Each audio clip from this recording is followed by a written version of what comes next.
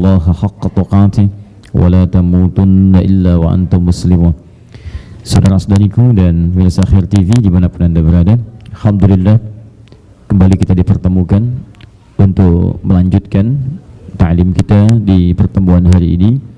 Kita bermohon pada Allah Subhanahu wa taala sebelum mengawali perjumpaan dan pelajaran kita, semoga Allah memberkahi hidup kita di hari ini dan menjadikan kehidupan kita hari ini lebih baik dibandingkan dengan hari-hari sebelumnya yang telah kita lalui. Kita akan langsung saja memulai ta'lim kita dengan keterbatasan waktu yang kita miliki, melanjutkan pada masih dalam pembahasan rangkaian fikih salat, sifat salat Nabi sallallahu alaihi wasallam yang terbagi pada 3 nanti bagian utama. Pertama, kita sudah selesaikan adalah tentang sifat salat dari mulai awal sampai dengan berakhir salam. Bagi Anda yang baru bergabung, kami sarankan untuk kembali melihat pelajaran di masa lalu melalui tayangan yang direkam oleh Khair TV. Itu kami terangkan mulai dari manfaat salat, kenapa kita mesti salat, dan itu menjadi indikator keberhasilan salat yang kita tunaikan. Kalau Anda belum mendapati indikator itu, artinya ada yang belum maksimal dalam salatnya.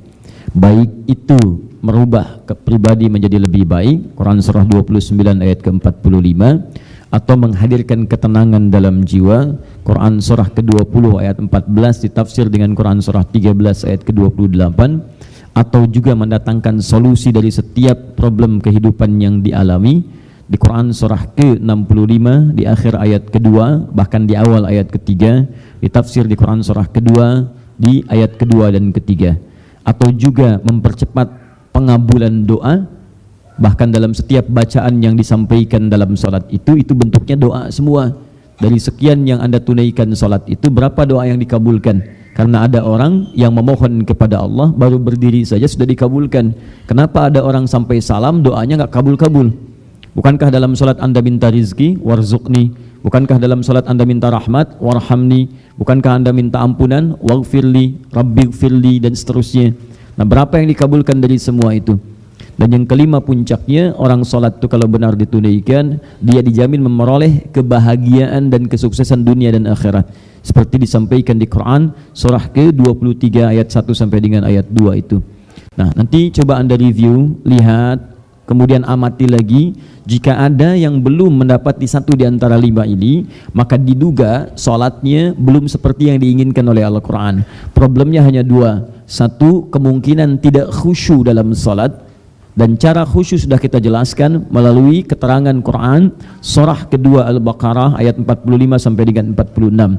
Atau yang kedua, umumnya ada orang yang sholat tapi tidak mengerti, tidak memahami apa yang ia baca dan ia lakukan dalam sholatnya. Dia membaca tapi tidak paham, mengerjakan gerakan tapi tidak mengerti maksudnya apa. Karena itu kami jelaskan dari awal sampai akhir, sejak dibuka dari salam, sejak bahkan dari wudu dibuka dengan takbir sampai diakhiri dengan salam. Itu bagian pertama telah kita tuntaskan. Yang kedua adalah amalan pasca sholat. Amalan pasca sholat ini juga menjadi penting karena terkait dengan kesempurnaan sholat yang telah ditunaikan, juga keistimewaan atau faidah yang sebetulnya kita butuhkan dalam hidup, cuman seringkali terlewatkan amalan ini sehingga tidak mendapati karunia yang telah dijanjikan itu.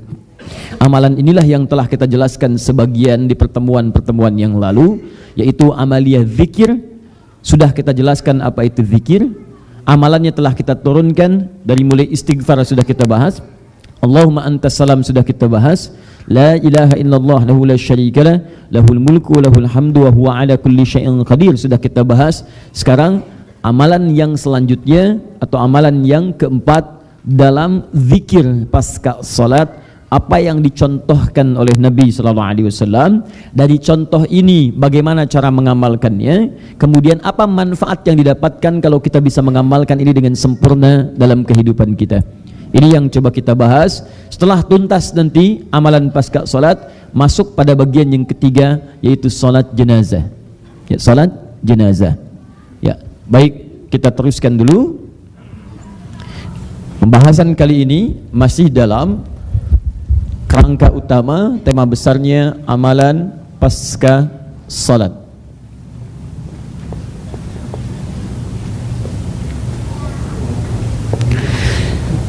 Kemudian subtopiknya adalah zikir, sudah saya bahas ini. Turunan dari pembahasan zikir ini, sekarang masuk bagian yang ketiga. Ya. Bagian yang pertama yang istighfar, astagfirullah, astagfirullah, astagfirullah, itu kan. Yang kedua yang Allahumma antas salam, minkas salam, tabarakta ya dzal jalali wal ikram. Yang ketiga, la ilaha illallah wahdahu la syarikalah, lahul mulku wa lahul hamdu wa huwa ala kulli syai'in qadir. Ini Anda kalau awal mula menjalaninya atau ingin memberikan bimbingan kepada keluarga atau masyarakat yang belum paham, itu boleh kita jaharkan, kita keraskan.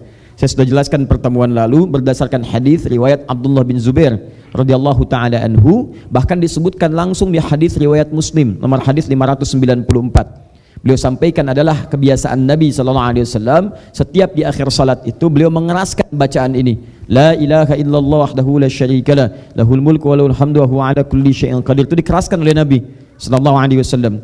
Bahkan kata Ibnu Abbas radhiyallahu taala anhuma, inna raf'as sauti, awas, inna raf'as sauti 'inda dzikri ba'da shalah kana ala ahdin Nabi SAW.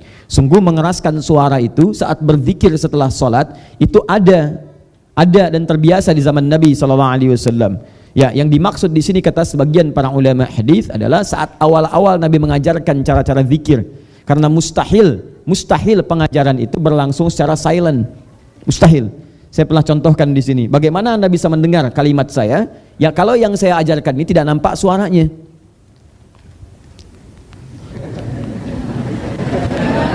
Pantomin, ya, paham? Jadi saya sampaikan dan pernah saya contohkan, saya minta ada yang maju, kemudian saya sampaikan, saya bisikan, pertama saya bisikan silent, gak kedengaran, nggak tahu, tidak paham. Ketika kita kemudian bimbing dengan bacaan dikeraskan, dia mengerti. Setelah mengerti silahkan mau masing-masing, mau di tengah shaf, mau di depan shaf, mau mojok, tidak ada masalah. Yang pasti dia berzikir dengan paham makna dan caranya, ya ikhlas karena Allah Subhanahu Wa Taala. Paham seperti ini? Nah, jadi kalau misalnya ada yang mengeraskan di sekitaran kita dalam rangka membimbing, jangan disoal karena hadisnya juga ada. Ya, atau kemudian ada yang sifatnya sudah paham, masing-masing dia berzikir dengan diam, jangan juga disoal. Tuh kenapa nggak ada suaranya zikir? Silent kali? Nah, bukan. Dia mungkin mengamalkan apa yang telah dia pahami. Jelas ya? Baik. Kalau sudah jelas, jangan banyak disoal. Baik ya? Yang jahar itu benar, yang sir pun itu benar, yang salah belum tentu juga, kan itu sunnah amalannya. Sunnah, itu kan? Sunnah itu dikerjakan berpahala, tak mampu mengerjakan karena alasan tertentu, dia tidak berdosa. Allah saja tidak menyoal dia, kenapa Anda kemudian jadi bermasalah? Ya, cuma dia kehilangan fadilah-fadilah, dia kehilangan keutamaan. Makanya sebagian ada yang berkelakar, rugi kalau ditinggalkan. Kecuali kalau mengingkari itu dosa. Gak ada amalan begini pasca sholat, dosa orang itu. Karena hadisnya ada, contohnya ada. Hadis ada, contoh ada, Nabi praktekan, sahabat praktekan, tabi'in praktekan, ulama praktekan. Anda Nabi bukan, Rasul bukan, sahabat bukan, tabi'in bukan. Ya, menyoal kemudian semua keterangan itu. Nah, berarti itu ada yang bermasalah dalam pribadinya. Teruskan ke sini. Sekarang amaliyah yang selanjutnya disebutkan juga di hadis riwayat Muslim. Ini berurutan di hadis Muslim ini. Nomor hadis 597. Adalah bacaan yang sudah sangat populer dibacakan pasca salat, bahkan menjadi kebiasaan tadawulul alsinah, sudah kebiasaan terangkai di lisan kita sehingga seakan-akan juga tidak perlu banyak diingatkan kembali, otomatis tuh begitu sudah selesai salam ini kadang-kadang ini sudah otomatis mengalir di lisan. Bacaannya 3 yang utama, yaitu subhanallah, kemudian alhamdulillah, satu lagi Allahu Akbar, satu lagi Allahu Akbar. Saya arahkan ke sini, Allahu Akbar.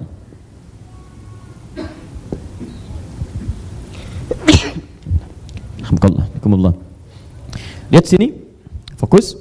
Subhanallah, alhamdulillah, satu lagi Allahu Akbar. Jadi kalau saya bersin baca alhamdulillah, antum baca? Mukallah, bukan Allahu Akbar ya. Ini dalam salat. Setelah selesai ditunaikan. Fokus subhanallah, alhamdulillah, Allahu Akbar. Masing-masing dibacakan berapa kali? 33 kali. Baik, tahan sebentar. Ini bacaan ini kalau ditanya tahu dari mana baca itu, tahu dari petunjuk Nabi. Pernah ketemu Nabi? Tidak. Lantas dari mana taunya? Disampaikan oleh orang yang pernah melihat dan mengalami bertemu dengan Nabi. Dicontohkan bacaan ini, dicantumkan oleh Imam Muslim kisahnya di nomor hadis 597 di Sahih Muslim. Ini dalilnya. Nah, kalau sudah paham ini, sekarang pertanyaannya, bagaimana cara membaca ini dan apa manfaat dari zikir ini? Jadi ternyata semua bacaan itu ada fungsinya, bukan sekedar kalimat formalitas yang dilafazkan. Ada faidahnya. Jadi kalau Anda baca ini, ada bagian-bagian tertentu yang akan Anda peroleh, yang dijamin langsung oleh Allah Subhanahu wa taala. Persoalannya, dari sekian orang yang membacakan zikir ini, berapa di antara mereka yang memperoleh apa yang dijanjikan itu? Jangan-jangan selama ini kita bacakan, tapi kita tidak mendapatkan apa yang dijanjikan. Itu persoalan, rugi. Pahala insya Allah jelas, begitu dibacakan pahala ada, minimal 10 kebaikan. Dalilnya Quran surah ke-6 Al-An'am ayat 160. Man jaa'a bil hasanati falahu asyru amsalihha. Siapa yang mengerjakan satu kebaikan dalam konteks nilai ibadah kepada Allah, maka diberikanlah kemudian pahala minimal 10 kebaikan. 10 itu jangan dihitung 1, 2, 3 sampai 10. Tapi sering saya katakan itu perhitungannya bisa di hadis Muslim disebutkan dengan perbandingan masjid. Anda baru masuk masjid atau berada di wilayah masjid dengan niat ibadah, baru datang aja belum ngapa-ngapain sudah dapat 25 kebaikan. Jarak satu kedua 500 tahun, dua ketiga 500 tahun, tiga keempat 500 tahun, demikian seterusnya. Kalau ini kemudian dipakai dalam hitungan yang tadi 1 sampai 10, Anda bayangkan, dihitungnya bukan 1, 2, 3, satu kedua 500 tahun, dua ketiga 500 tahun. Pahala jelas. Tapi di luar itu ada fungsi-fungsi bacaan-bacaan yang kita bacakan, yang mengiringi amaliyah kita, baik doa yang mengiringi aktivitas, karena semua aktivitas kita melekat dengan doa. Dari mulai bangun tidur sampai tidur lagi. Bangun tidur ada doanya, makan ada doanya, minum ada doanya, ke kamar mandi ada doanya, keluar dari kamar mandi ada doanya, masuk masjid dengan keluar masjid doanya beda, semua ada. Dan zikir itu juga doa yang dimaksudkan, itu memiliki faidah. Ada manfaatnya. Bukan sekedar pahala yang kemudian kita kumpulkan sebagai bekal menuju surga yang kita rindukan. Nah, satu faidah ini apa manfaatnya? Disebutkan bahwa jika benar Anda membacakan ini, benar bacaannya, maka yang pertama Allah anugerahkan adalah ampunan dari dosa-dosa yang pernah dikerjakan. Ampunan dosa.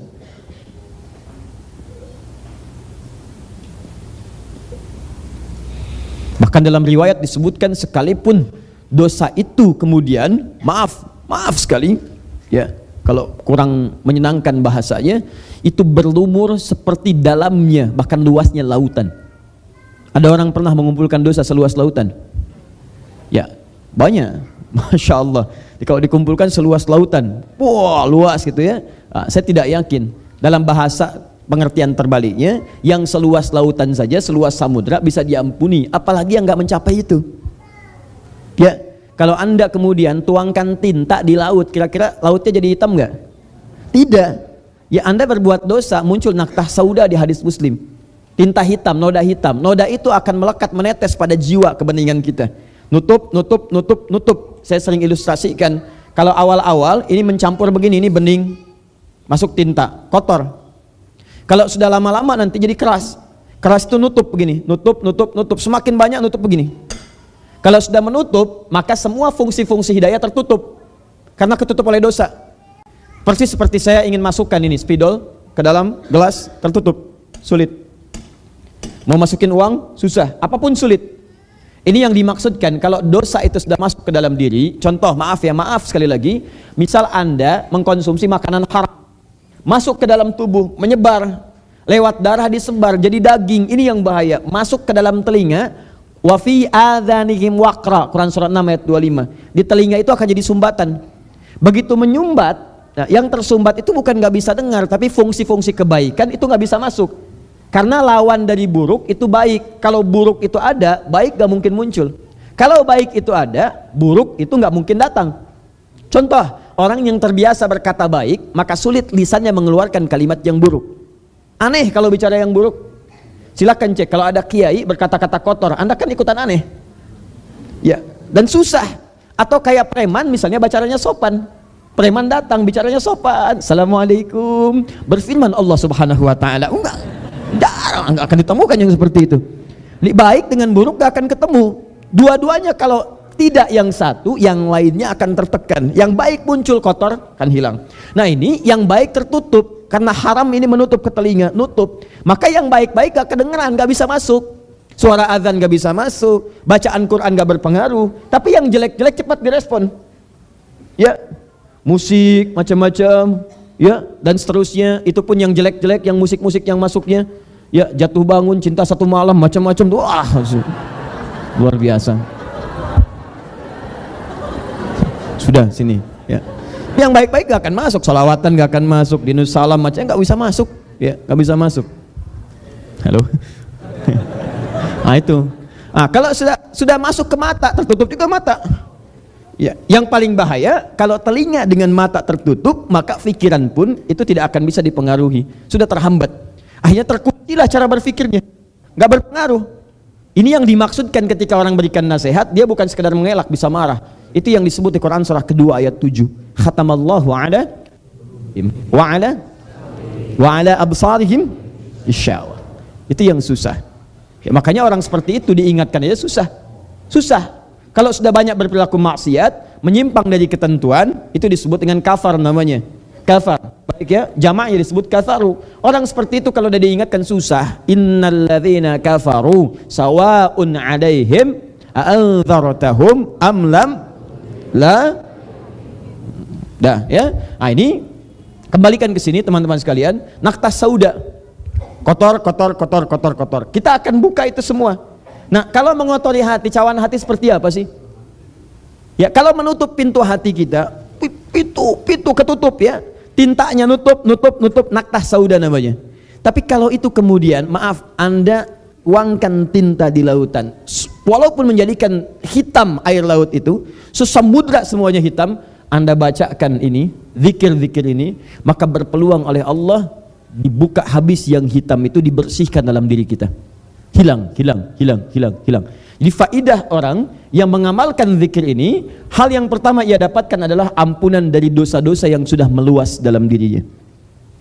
Nah sekarang saya mau tanya, dari sekian amalan yang pernah dikerjakan ini, mohon izin, berapa di antara kehidupan kita yang terampuni dosa-dosanya oleh Allah Subhanahu wa taala? Itu poinnya.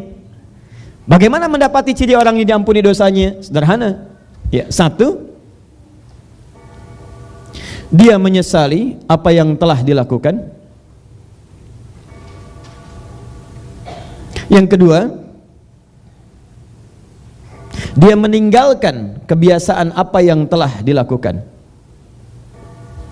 Yang ketiga, dia mengganti kebiasaan buruk itu dengan menghadirkan fungsi-fungsi kebaikan, mengganti dengan yang baik. Jadi kalau orang baca ini benar bacaannya, dia otomatis kadang suka ingat pernah salah, terus diingat, setelah itu disesali, setelah itu terjadi perubahan pada hidupnya, ditinggalkan kebiasaan buruk itu, nampaklah kemudian sifat-sifat baik mengalir menjadi sikap dalam hidupnya. Nah, jadi kalau misal dari ujung kepala sampai ujung kaki, orang yang subhanallah, alhamdulillah, Allahu akbar, itu misal matanya pernah sering salah lihat. Kalau sering membacakan ini, bacaannya benar, maka yang salah lihat itu tidak akan terjadi lagi. Sekarang yang dilihat yang baik-baik, lisannya bicara yang baik, kebiasaannya berubah, sederhananya begitu. Jadi lebih baik. Nah, pertanyaan saya, dari sekian banyak orang yang membacakan kalimat-kalimat ini, berapa yang berpengaruh pada nilai-nilai yang disebutkan tadi? Ciri orang diampuni dosa itu, maka terjadi perubahan pada hidupnya, menjadi lebih baik dalam hidupnya. Jadi kalau Anda taubat, minta ampun pada Allah, cek, kalau Anda taubatnya diterima, sederhana, berubah enggak pola hidupnya? Itu saja, ya, gambaran ringkasnya. Dua,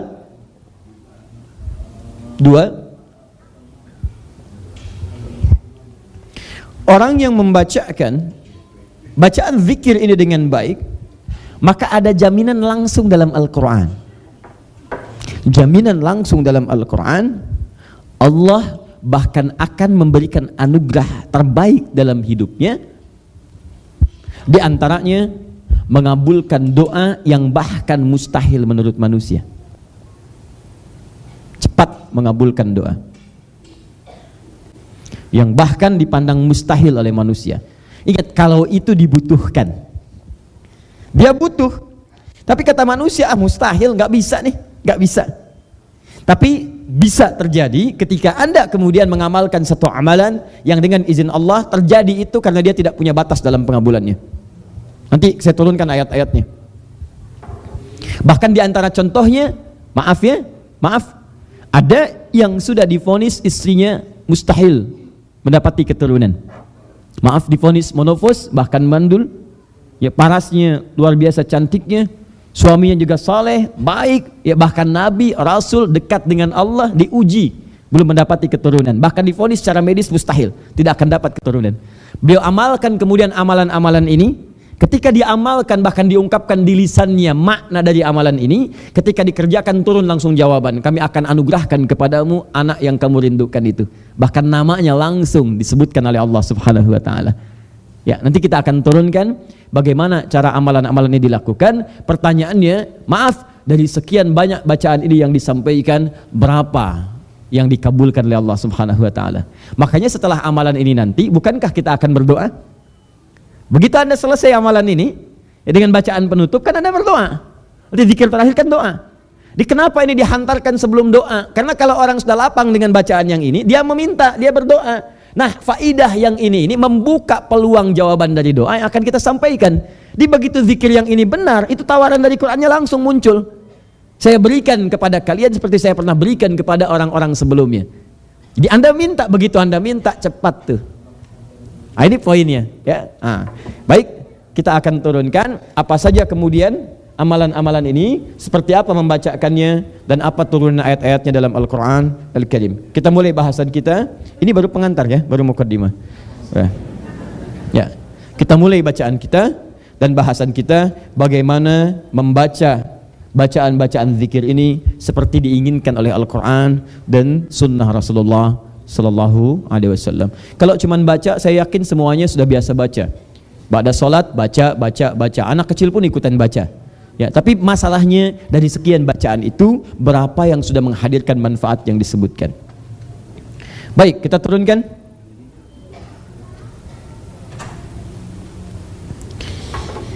Saya turunkan beberapa suratnya dulu dan ayatnya. Ini saya hapus dulu ya. 1 Quran surah 19 Maryam ayat 48 sampai 50. Saya tuliskan begini saja, 48, 49, 50. Dan saya kotaki 48, saya kotaki 49, 50-nya bonus. Kemudian 2, kita ambil yang pertama, kalimat subhanallah, Quran surah kedua ayat 116. Contoh kedua, Quran surah 17 ayat yang pertama. Ini konsep dasarnya, ini turunannya. Ketiga, yang alhamdulillah kita ambil Quran surah ke-14 ayat ke-7. Di konsep dasarnya. Allahu Akbar, kita ambil Quran surah kedua ayat ke-185. Gabungan ini semua pada kisah pertama yang disebutkan, kita turunkan 5 Quran surah kedua ayat 196 sampai dengan ayat 203. Kemudian turunkan ke bawahnya Quran surah kedua, kalimat ini muncul di mana? Ayat 158. Paling kiri agak sedikit ke atas. Ini turunannya. Baru kemudian kita amalkan, kita tarik dalam sholat dan muncul bacaan-bacaan seperti yang disebutkan.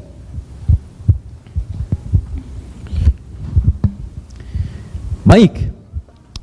Kita mulai dengan bacaan yang pertama, subhanallah. Ingat teman-teman sekalian, saat kita memulai bahasan ini, kita telah menempatkan kalimat ini pada ruang yang disebut dengan zikir. bukan talaffuz, bukan sekedar bacaan. Ingat, amalan ini kita buka dengan nama zikir. Pasca salat zikir. Quran surah keempat ayat 103. Fa idza qadaytumus salata, maka jika Anda telah tuntas mengerjakan salat, fadhkurullaha, segeralah untuk berzikir kepada Allah Subhanahu wa taala. Di antara zikir-zikir itu adalah turunan pembahasan kita yang sekarang ini, subhanallah, alhamdulillah, wallahu akbar, dibacakan masing-masing 33 kali. Kalimat ini bukan sekedar kalimat biasa yang dilafadzkan, tapi kalimat saat dilafadzkan dalam konteks zikir. Apa itu zikir? Ingat, di awal pernah saya sampaikan, zikir itu adalah segala hal yang mengingatkan kita dengan Allah. Jadi begitu Anda bacakan kalimat ini, bukan sekedar dibaca, tapi kalimat ini mesti mengingatkan Anda dengan Allah. Makanya dibacakan 33 kali, dilatih. Kalau orang dibacakan sekali, Anda baca sekali belum ingat, subhanallah belum ingat, wajar. 2 kali belum ingat, wajar. Tapi kalau 33 kali masih belum ingat juga, apa tandanya? Ada yang tidak tepat. Saya ngajar Anda pada topik yang sama, sekali belum paham, wajar. 2 kali belum paham, wajar. 33 kali belum paham juga, pensiun saya ngajar di sini. Ya, habis waktu terbuang. Nah, jadi 33 kali ini bukan sekedar dibacakan, baca, bukan. Tapi untuk menanamkan makna dalam bacaan ini, mengalir dalam jiwa kita. Kalau sudah tertanam, maka menjadi petunjuk kehidupan. Kalau di luar ini apa yang disebut dengan doktrin, sampaikan. Tapi dalam agama bukan itu. Dalam agama itu ketika sudah terbiasa jadi karakter. Kalau sudah jadi karakter jadi sikap. Jadi kalau sudah biasa dilatih sehari 33 kali, bahkan bukan 33 kali sehari, kali 5. Kali 5, 33 kali 5 berapa? Cepat, 165. Anda bayangkan. Ya 165 kali dilatih dalam sehari. 165 jadi menara gitu kan. Ya, 11 Simatupang. Ya. Baik, latih. Subhanallah. Itu diucapkan itu bukan sekedar ingin dilafadzkan, bukan sekedar diperbanyak. Tapi dari banyak itu bagaimana, berapa bagian itu yang meresap ke dalam jiwa. Diharapkan begitu 33 kali, maknanya meresap ke jiwa, paham subhanallah. Jadi karakter. Di setiap Anda hidup, matanya subhanallah, lisannya subhanallah, tangannya subhanallah. Pertanyaannya, bagaimana mengukur makna subhanallah itu mengalir dalam setiap titian aktivitas kita? Nah, pertanyaan terbesarnya, apa itu subhanallah? Itu dulu. Nah, subhanallah ini adalah bacaan yang mengandung makna menepikan segala hal yang tidak terkait dengan sifat-sifat dan keagungan Allah Subhanahu wa taala. Jadi kalau ada, maaf ya, satu kejadian, satu berita atau apapun yang tidak sesuai dengan sifat-sifat dan keagungan Allah Subhanahu wa taala, bertentangan dengan itu semua, maka ungkapan yang muncul dari kita adalah kalimat subhanallah. Paham? Nah.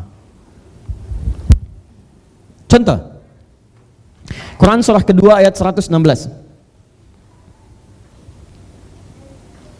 Paling kiri, agak sedikit ke tengah.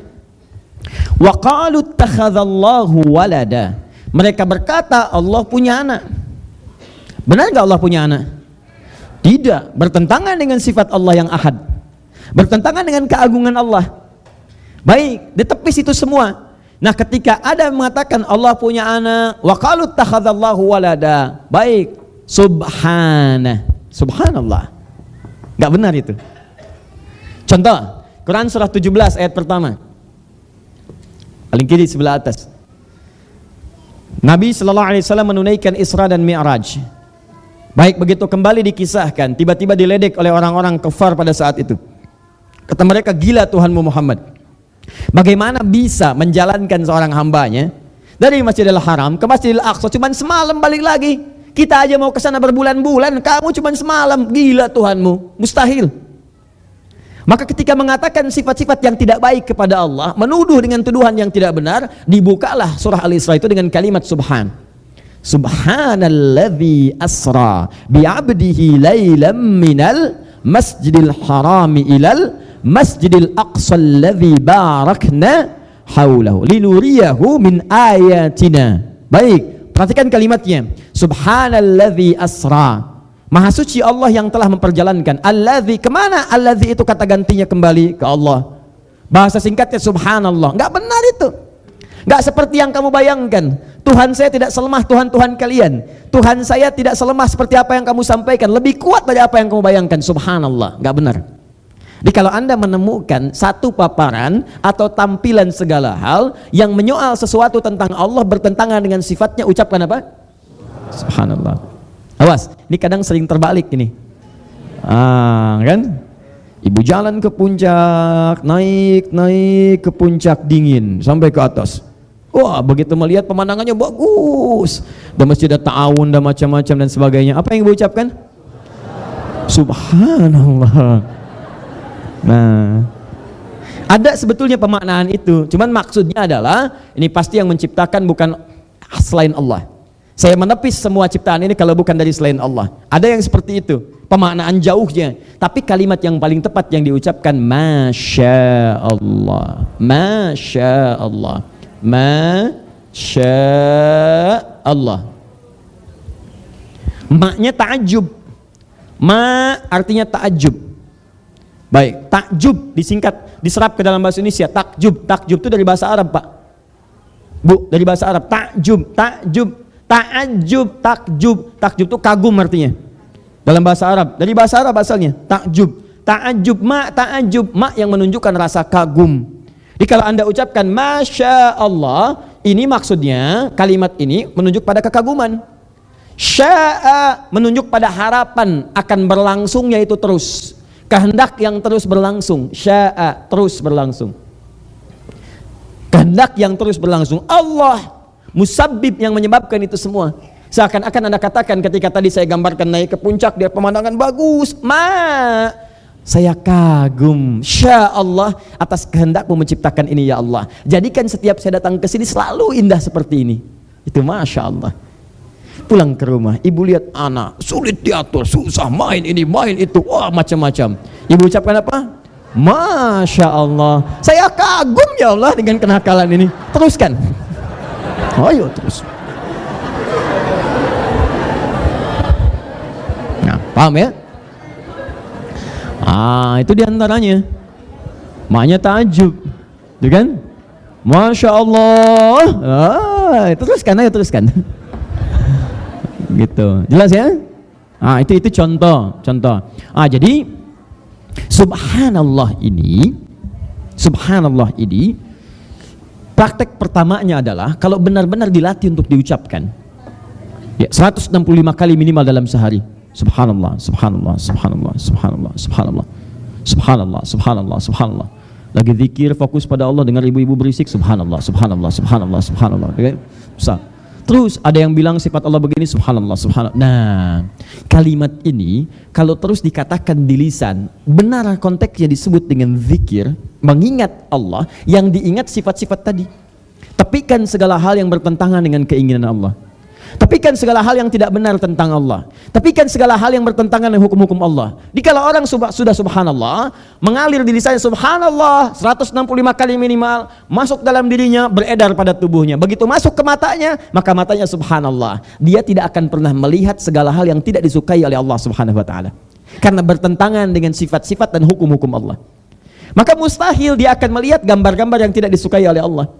Mata subhanallah tidak akan melihat tayangan-tayangan yang tidak Allah sukai. Mata subhanallah tidak akan pernah melihat maksiat. Lisan subhanallah tidak akan berkata yang buruk, apalagi membenarkan tuduhan yang tidak baik kepada Allah. Ba'da salat subhanallah, tapi setelah salat selesai, zikirnya selesai, dia mengatakan semua agama sama, menuju pada Tuhan yang sama, cuman caranya beda-beda. Berarti ada yang tidak masuk kalimat subhanallah ke dalam jiwanya, cuman di lisan saja. Itu yang disebutkan di Quran surah 49 ayat ke-14. Dia cuma nyampe lisan, kalimatnya cuma nyampe lisan, gak nyampe ke hati. Qalatil a'rabu amanna. Ada orang Arab Badui mengatakan kami beriman. Qul lam tu'minu, katakan Muhammad kalian belum serius imannya, belum benar. Walakin qulu aslamna. Cukup katakan kami baru berislam. Walamma yadkhulul imanu fi qulubikum. Cuman kalimat iman itu baru di lisan, belum nyampe ke hati. Karena kalau sudah nyampe ke dalam qalbun, qulub, itu menyebar, disebarkan ke dalam seluruh anggota tubuh. Makanya orang beriman itu kalau benar imannya dilatih dengan amal soleh. Kalimat iman dan amal soleh disandingkan di Quran. Buka Quran surah 103. Wal 'asr innal insana lafi illa alladzina amanu wa Makanya kalau orang sudah beriman itu, imannya akan otomatis menyebar dalam tubuhnya, membimbing tubuhnya untuk beramal soleh. Maka mustahil ada orang beriman beramal salah, mustahil. Pasti soleh. Matanya soleh, tangannya soleh, lisannya soleh, kakinya soleh. Mustahil. Karena itu setiap disebutkan fungsi tubuh kita, dibuka kalimat imannya, untuk menunjukkan bahwa fungsi iman itu mengarahkan pada yang soleh. Mata, saya sering ungkap ini, Quran surah 24 ayat 30, laki-laki, 31 perempuan. Qul lil mu'minina yaghuddu min absarihim. Sebelum mengatakan yaghuddu min absarihim, palingkan dari pandangan yang buruk, imannya dulu dibuka. Qul lil mu'minina, katakan pada pria-pria yang beriman. Ini untuk yang beriman aja. Kalau yang enggak beriman silahkan bebas. Tapi yang beriman akan beda, imannya akan membimbing matanya untuk melihat yang baik. Di ketika Anda misalnya tak sengaja lewat ada gambar tidak bagus di jalan, nggak benar, itu iman Anda akan otomatis masuk ke mata, palingkan. Ghuddu min absarihim. Dan cepat, saya beriman. Bukan, ya, bukan bergeser, berpaling. Tuh. Lisan juga begitu, Bu. Fungsi lisan itu ketika menyebutkan berpaling dari yang kotor, imannya dulu disebutkan. Quran surah 49 itu ayat 11. Sebelum mengatakan la yaskhar, jangan saling cela, itu imannya dulu disebutkan. Ya ayyuhalladzina amanu, hai orang-orang yang merasa punya iman, la yaskhar qaumin qaum, jangan saling cela ya. Jangan saling cela, Anda bayangkan. Kalau lisan orang benar, ada iman dalam dirinya, iman itu akan naik ke lisannya. Jangan cela. La yaqtab ba'dukum ba'da, jangan gosip. Jangan gibah. Begitu muncul acara gosip, Bu, iman masuk ke dalam mata. Kalau di ibu masih ada iman, tuh iman masuk ke mata, palingkan. Tangan refleks, pindahkan acaranya. Selesai. Karena iman itu akan membimbing. Kalau Anda menikmati itu, artinya ada yang lemah dalam imannya. Ada yang lemah. Saya tidak, Ustaz. Bagus. Tidak seperti ibu itu tuh. Enak banget. Sama. Gibah juga namanya. Tidak nonton tapi jadi pelaku. Paham ya? Nah, bagaimana melatih itu semua supaya otomatis jalan pakai iman, Pak? Kalau pakai iman tuh beda. Antum cari rizki, ya, Senin sampai dengan hari Jumat misalnya bekerja. Bekerjanya pakai iman, itu otomatis akan melangkah pada yang dibenarkan oleh Allah. Otomatis. Nggak akan kepikiran nyari yang haram, Pak. Makanya ketika Allah sebutkan orang beriman cari rizki, kalimat halalnya dibuang. Quran surah kedua ayat 172. Tapi orang-orang biasa itu halalnya disebutkan. Quran surah kedua ayat 168. Di ayat 168 Al-Baqarah 168 paling kanan sebelah bawah yang disebutkan nas, ya ayyuhan nas, hai manusia, kulu mimma fil ardi halalan thayyiba. Silakan bekerja, cari makan. Dapatkan dengan cara yang halal, legal, dengan cara yang benar. Jangan cari dengan cara yang kotor, baik hukum dunia apalagi akhirat. Thayyiba, dari yang halal ini dapatkan yang terbaik yang kamu butuhkan. Bukan segala yang kamu inginkan mesti dikonsumsi. Tapi ketika menyebutkan orang beriman, halalnya dibuang. Buka ayat 172-nya, paling kiri agak sedikit ke atas. Ya ayyuhalladzina amanu, hai orang-orang yang telah punya iman. Kulu min thayyibati ma razaqnakum. Silakan cari kerja, cari makan. Halalnya dibuang. Yang terbaik yang telah kami siapkan. Kenapa halalnya dibuang? Kata sementara ulama tafsir, karena orang yang punya iman itu imannya akan otomatis membimbing dia pada yang halal. Mustahil dia cari yang haram karena imannya sudah disebutkan. Jadi kalau ada orang mengaku beriman masih mencari yang haram, itu ada yang salah dengan imannya. Makanya Nabi pernah sampaikan, la yusriqul mu'min indama yasriq fahuwa mu'min. Mustahil orang beriman itu mencuri, saat mencuri ada iman dalam dirinya. Karena baik akan bertemu dengan yang kotor. Gak ada orang mencuri pakai bismillah. Gak ada. Ambil motornya, ambil. Takut dosa, masjid pakai bismillah dulu. Oh, mustahil. Gak ada, Pak, Bu. Kecuali yang udah mati imannya. Ya, mustahil. Baik dengan buruk gak akan pernah bersanding. Nah, itu poinnya. Pelajar beriman itu tidak mungkin menempuh pelajaran dengan cara yang kotor. Gak akan ada orang beriman nyontek pelajar. Gak akan ada orang beriman menempuh dengan cara yang haram dan sebagainya. Sama, Anda di rumah tangga kalau pakai iman, suami beriman, istri beriman, gak akan jadi yang haram. Ya, maaf, cari kerja gak akan cari yang haram. Sudah ada pasangan yang halal tidak akan milik yang haram. Kalau Anda sering mengingat-ingat di luar yang halal, itu coba camkan, mungkin ada yang haram masuk ke dalam jiwa. Anda sudah mendapatkan pasangan yang halal, tapi masih mengingat hal yang lain yang haram, yang bukan menjadi pasangan Anda. Ini menunjukkan bahwa ada sesuatu yang haram masuk dalam diri Anda. Paham ya? Baik. Sekarang pertanyaannya, bagaimana cara melatih itu supaya refleks menjadi sikap dalam diri kita? Inilah dilatih dalam ungkapan subhanallah, subhanallah, Subhanallah. Ingat. Jadi kalau orang mengucapkan subhanallah itu ingat maknanya. Berapa kali Anda berbuat sesuatu yang tidak subhanallah, melanggar ketentuan Allah. Ingat mata. Di 33 kali itu begitu diucapkan subhanallah, ingat dosa mata, subhanallah, ingat telinga, subhanallah, ingat lisan. Jangan-jangan selama ini mengerjakan sesuatu yang tidak Allah sukai. Ingat kaki, jangan-jangan dipanggil hayya 'alas shalah, ayo salat, tapi kaki masih melangkah pada yang tidak dibenarkan. Mata masih melihat tayangan yang tidak disukai. Allahu Akbar, Allahu Akbar. Bisa Anda simpan sebetulnya, tapi kenapa TV itu masih dinikmati? Kenapa tayangan itu masih disaksikan? Padahal sekarang zamannya sudah hebat. Bisa direkam, bisa ditunda, bisa diputar lagi. Hal yang tidak nampak di TV sekarang bisa dilihat kemudian di YouTube besok. Bisa dilihat kemudian di internet besok. Tapi menariknya kok bisa pada saat itu masih dilihat. Allahu Akbar, Allahu Akbar. Ayo ma, yuk sudah mau sholat 5 menit lagi nih. Pak, 5 menit lagi. Oh ini sudah puncaknya nih Pak. Sebetulnya tukang bubur ini jadi naik haji atau enggak? Oh, liatin, tuh kan? Cek. Bayangkan kalau masih seperti itu, ini pesan dari saya. Kalau Anda ada ajakan langsung untuk ibadah dan Anda sedang menikmati sesuatu di luar ibadah, cara paling cepatnya gampang. Bayangkan pada saat itu akan diwafatkan oleh Allah Subhanahu wa taala. Itu paling gampang. Begitu Anda sedang melihat sesuatu, adzan, Allahu Akbar, Allahu Akbar. Sebentar ya, salat nomor 2, ini dulu nomor 1 saya selesaikan. Bayangkan ketika menyaksikan itu Anda diwafatkan oleh Allah. Diwafatkan sedang dalam kondisi tidak merespon seruan adzan. Kalau ada yang ngajak maksiat di kantor, ngajak jalan ke tempat yang tidak bagus, ke tempat yang buruk, ngajak olahraga tapi dengan cara yang tidak bagus, bayangkan diwafatkan seketika. Dan berapa pengkhianatan yang sudah Anda kerjakan? Berkhianat kepada Allah, berkhianat pada pasangan, berkhianat pada macam-macam. Diwafatkan dalam keadaan terhina seperti itu. Sedangkan Anda mengharap surga, Firdaus lagi, sehat.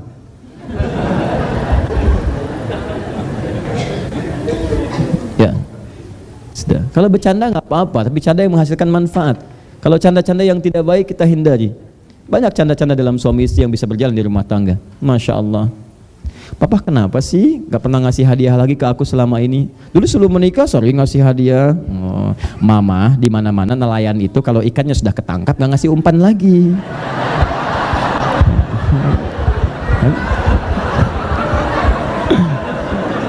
Tawa-tawa. Malamnya datang dia bu kamar. Ma, aku mau tidur, kenapa pintunya tidak dibuka? Papa, nggak ada nelayan yang tidur dengan ikan. Ayo, terusin. Catat tuh, ada aja. Ya, terusin. Paham ya? Subhanallah, subhanallah, subhanallah, subhanallah, subhanallah. Ayo nelayan, fokus. Subhanallah, subhanallah. Jadi subhanallah masuk ke mata, subhanallah masuk ke telinga, subhanallah masuk ke lisan, subhanallah sampai ke ujung kaki. Makanya kalau sudah masuk ke kaki itu jadi hamba Allah. Jalannya ke yang baik-baik. Quran surah 25 ayat ke-63. Wa ibadur rahmanil ladzina yamshuna 'alal ardi hauna wa idza khatabahumul jahiluna qalu salama. Hamba-hamba Allah yang penyayang itu kalau jalan-jalannya tawadhu, dibimbing karena masuk. Kalimat ini masuk ke dalam kaki. Nggak ada angkuh karena nggak disukai oleh Allah. Kalau dijailin orang kata-katanya baik. Inilah subhanallah. Pertanyaannya, dari sekian subhanallah yang diungkapkan itu, berapa yang sudah menjadi sikap dalam kehidupan? 1. Nah, ini pernah terjadi kisahnya. Belum ke alhamdulillah, belum ke Allahu Akbar, baru subhanallah. Yang pernah maknanya, bukan sekedar kalimatnya, maknanya diamalkan langsung oleh Nabi Ibrahim alaihissalam, Khalilullah. Wattakhadallahu Ibrahim khalila. Allah menjadikan Ibrahim sebagai khalil yang sangat dekat dengan Allah Subhanahu wa taala. Nah, teman-teman sekalian, kita paham kisahnya. Nabi Ibrahim berjuang berdakwah dengan situasi yang tidak mudah. Bahkan tantangan pertamanya hadir dalam lingkungan internal keluarganya. Biasanya demikian, kalau di keluarga belum baik, satu jadi baik, hambatan pertama bukan di luar tapi di dalam. Itu penyesuaian. Bahkan yang paling dahsyatnya, pembuat patung-patung yang disembah itu, ya pada saat itu yang bikin adzar adalah bapaknya. Ya, ada yang menyebutkan bapak angkat, ada yang menyebutkan bapak kandung dan sebagainya. Terlepas dari semua ya pendapat-pendapat itu, yang bikin adalah orang terdekat di lingkungan keluarganya. Nah, yang menarik adalah saya mau tanyakan pada Anda. Kalau ada orang yang menyembah selain Allah, benar tidak? Kalau ada orang mengatakan Tuhan selain Allah, benar tidak? Baik, maka kalimatnya apa yang diucapkan? Subhanallah. Itu tidak benar. Jadi keyakinan kita ya, itu keimanan kita. Subhanallah, itu tidak benar. Itu tidak benar, itu tidak benar. Nah, makna ini dipraktekkan oleh Nabi Ibrahim dengan segala resikonya. Dia diserang kemudian oleh keluarganya. Bahkan bapaknya mengatakan, kalau nggak berhenti, saya lempar kamu. Kalau nggak berhenti, saya usir kamu. Ya, mendapatkan tantangan di lingkungannya. Sampai kemudian dibakar. Dengan izin Allah kemudian diberikan mukjizat. Ya, dijaga oleh Allah Subhanahu wa ta'ala, diusir dari kampungnya. Dan tahukah Anda, dalam perjuangan itu beliau didampingi oleh seorang istri yang sangat setia, tapi juga tidak sunyi dari ujian dari Allah Subhanahu wa ta'ala. Istrinya cantik, begitu setia, kemana-mana ditemani, dalam keadaan susah ditemani, suka dan duka ditemani. Yang paling menarik adalah beliau pun diuji. Dimaaf Bu ya, istri Nabi aja diuji. Ibu bukan istri Nabi, nggak pengen diuji. Ibu siapa? Nabi Ibrahim Khalilullah itu kemudian mendapatkan celaan dalam kehidupannya, bahkan gangguan. Anda bukan Nabi, bukan Rasul, bukan Khalilullah, Anda nggak pengen dicela, Anda siapa? Allah dicela, malaikat dicela, Nabi dicela, Rasul dicela, ulama dicela. Anda Allah bukan, malaikat bukan, Rasul bukan, Nabi bukan, ulama juga bukan. Anda nggak pengen dicela.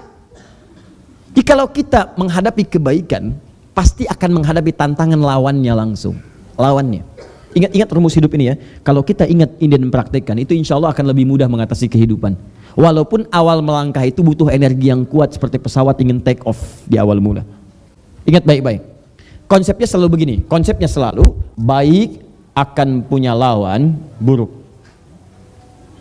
Kalau dalam Al-Quran ini diilustrasikan, dinamakan dengan takwa, yang ini dinamakan dengan fujur atau nafsu. Jadi setiap ada yang baik, ada lawannya yang buruk. Ini sering saya ungkapkan. Setiap ada takwa, ada nafsu. Bahkan ini 115 kali, ini 115 kali. Misal, tek paling gampang, jujur. Setiap ada jujur, ada lawannya yang buruk. Apa lawannya? Bohong, dusta. Anda mau katakan tidak ada dusta di antara kita, tetap sifatnya akan ada. Lawan dari dusta, jujur. Nah, dusta ini diciptakan bukan ingin menjadikan orang-orang jadi pendusta, bukan. Tapi untuk melatih kejujuran itu muncul. Sebab kalau nggak ada dusta, bagaimana diketahui jujur? Kalau tidak ada marah, bagaimana diketahui sabar? Kalau tidak ada sombong, bagaimana diketahui tawadhu? Di sifat-sifat ini diciptakan lawannya kotor ini untuk mengetahui yang bersihnya. Sebab ibu itu kalau nyuci, nggak mungkin nyuci kalau nggak ada kotorannya. Mustahil pakaian dicuci kalau nggak kotor. Saya mau tanya ibu kalau nyuci buang bajunya atau kotorannya? Kotorannya, nggak ada ibu-ibu buang bajunya. Mama nyuci dulu ya Pak ya, cuci selesai. Udah selesai mau dipakai, mama mana pakaiannya? Kan sudah mama cuci. Cuci, apa itu cuci? Dibuang Pak sekalian. Nyuci itu buang kotorannya. Kotoran itu dibuat supaya nampak bersihnya. Sebab kalau nggak ada yang kotor, nggak ketahuan bersih.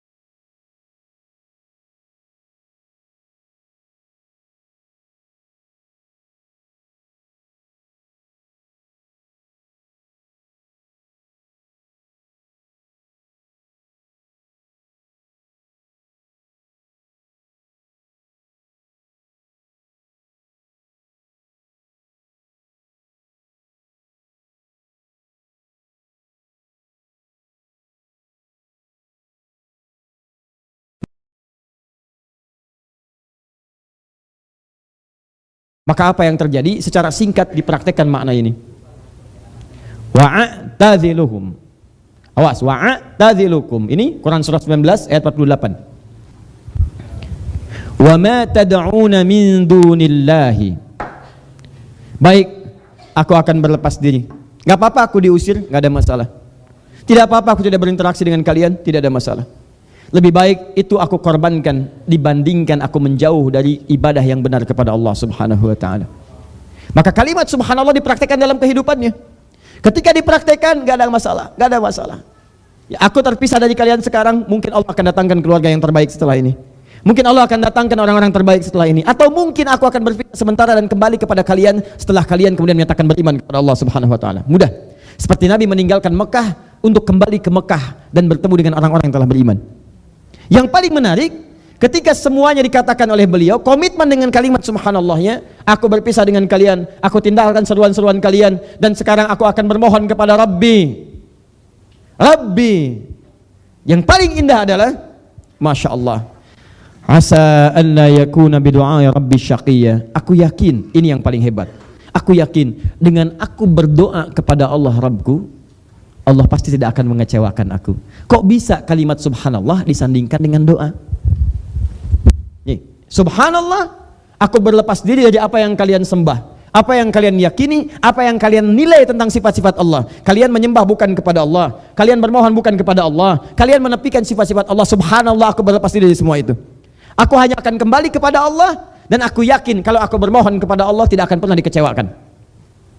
Kok bisa kalimat ini, makna dari subhanallah disandingkan dengan doa? Ketika beliau mengatakan itu semua dan berlepas dari semua itu, menerapkan sifat subhanallah, apa yang terjadi? Buka ayat 49-nya. Walamma i'tazalahum wa ma ya'buduna min dunillahi wahabna lahu ishaq. Masya Allah. Ketika kalimat itu betul-betul dipraktekkan dan beliau menghadapi segala tantangannya, cemoohan, usiran, macam-macam dan sebagainya, ketika semua itu dipraktikkan, maka kami anugerahkan dengan mengabulkan doa yang diharapkan itu. Istrinya akan mengandung, bahkan kemudian akan terlahir, namanya langsung kami anugerahkan Ishak.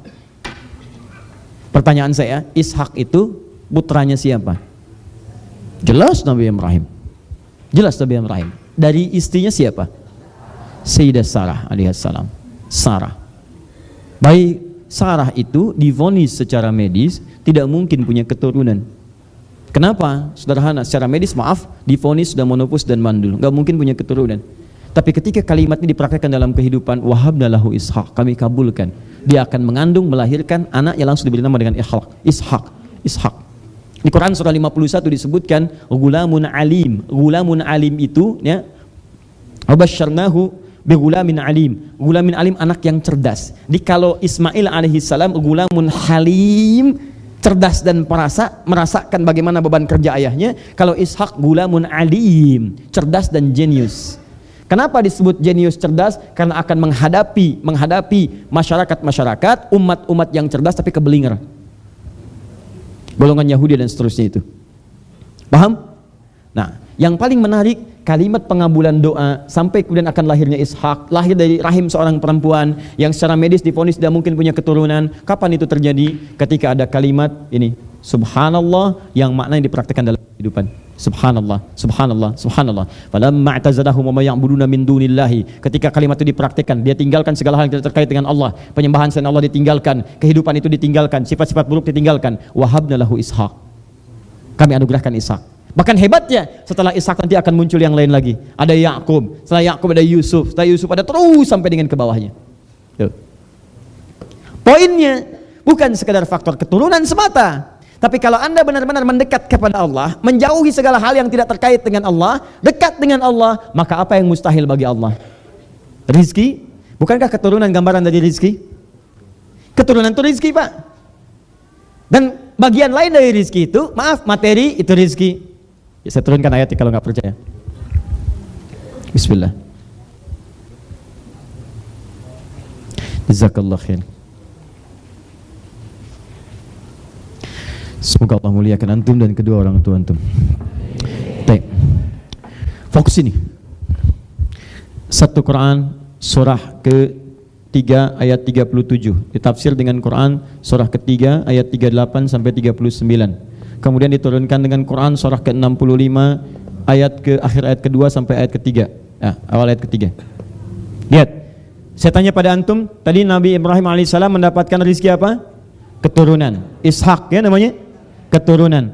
Keturunan ini bagian dari rezeki. Nah, di rezeki ini anugerah besarnya, di antara turunan-turunannya bentuknya bisa keturunan. Bentuknya, dari mana taunya rezeki berupa keturunan? Quran surah 3 ayat 37 sampai 38 39. Ketika Maryam alaihissalam sedang beribadah kepada Allah Subhanahu wa taala, di mihrabnya tiba-tiba datang anugerah berlimpah. Makanan ada, makanan turunkan.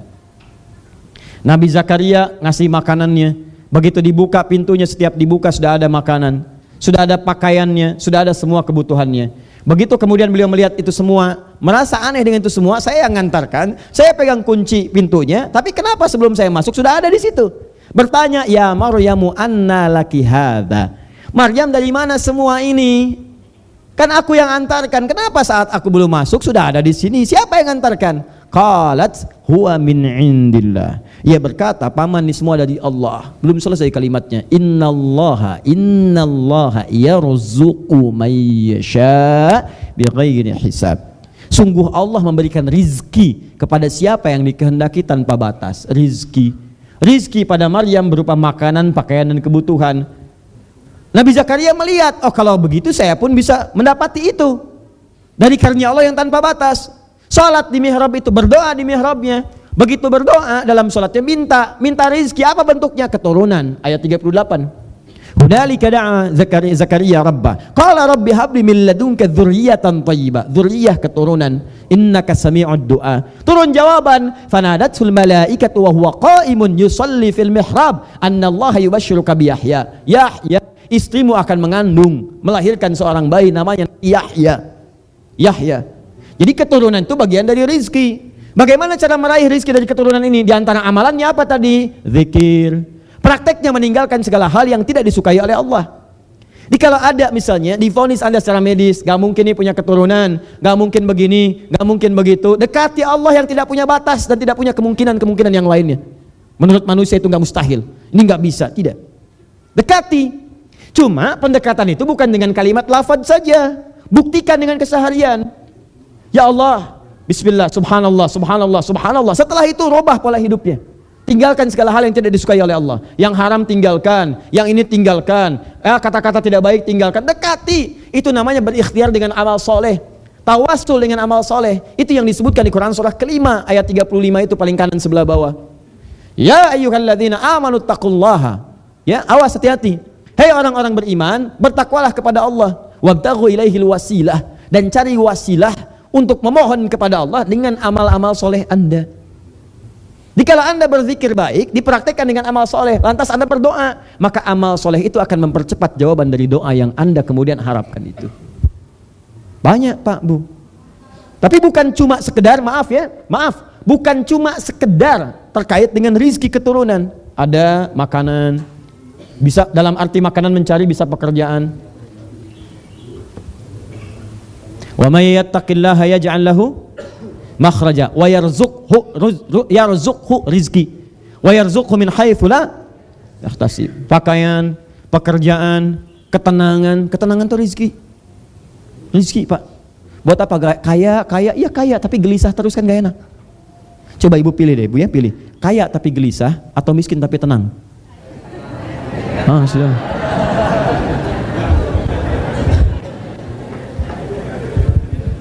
Jadi sebetulnya bacaan-bacaan ini bukan sekedar bacaan biasa, tapi wasilah.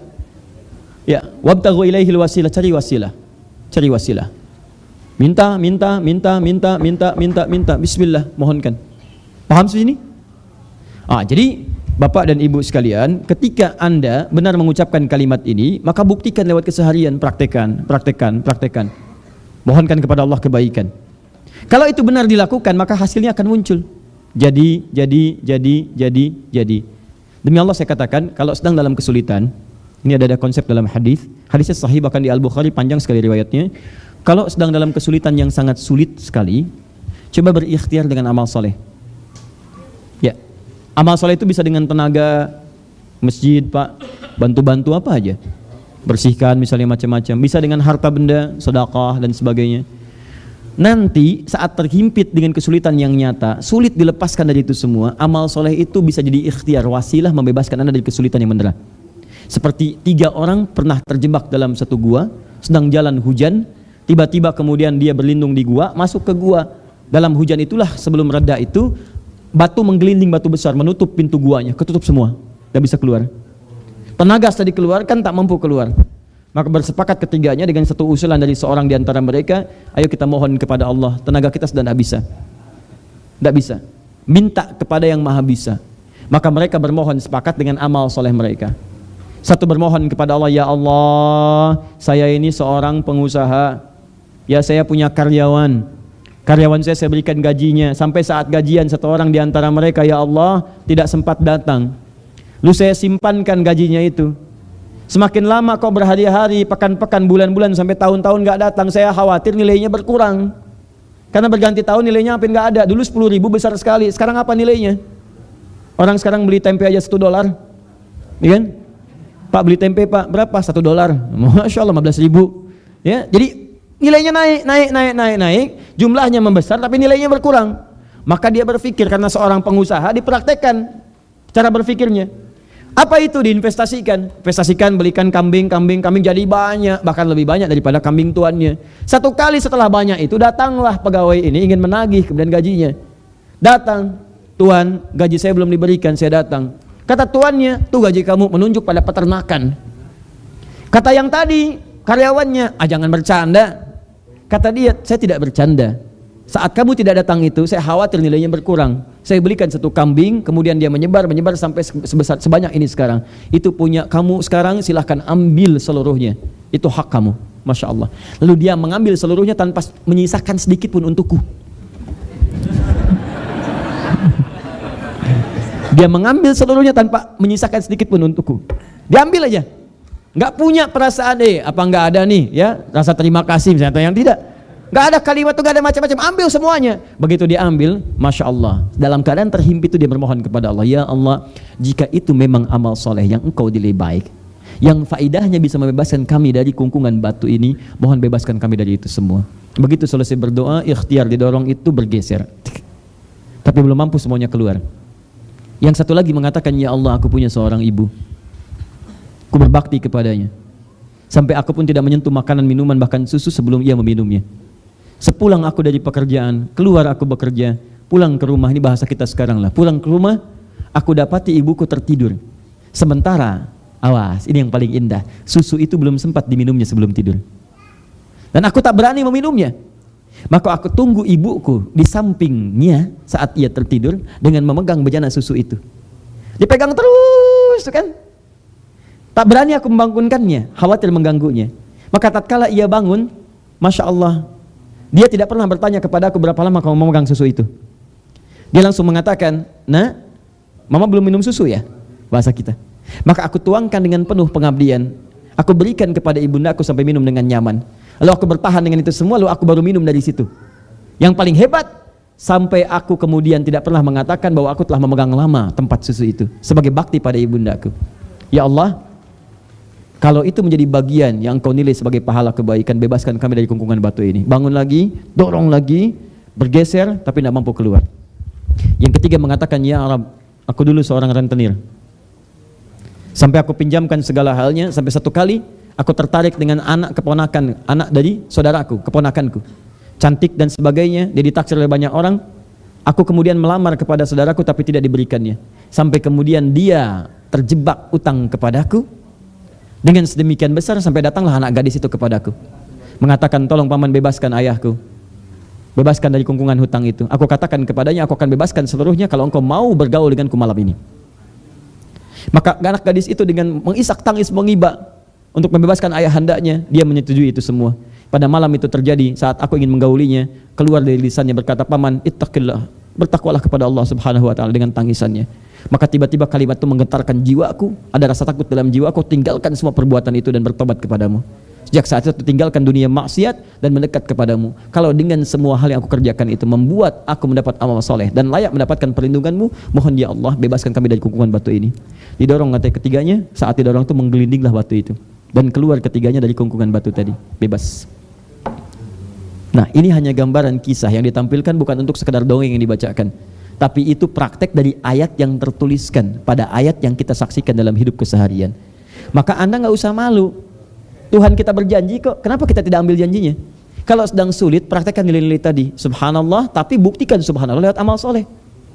Praktekkan. Alhamdulillah. Ingat, alhamdulillah lebih dahsyat lagi. Kalau tadi subhanallah, subhanallah itu diberi, alhamdulillah menambah pemberian. Alhamdulillah kalimat syukur. Apa itu syukur? Maaf, syukur itu artinya menggunakan segala hal yang telah Allah anugerahkan pada fungsi yang ia inginkan. Ini bagian penutup pertama yang kita ingin tutup pada pertemuan kali ini. Lihat sini. Anda kalau sedang bersyukur dapat nikmat, apa yang diucapkan? Alhamdulillah, alhamdulillah, alhamdulillah. Itu syukur bukan?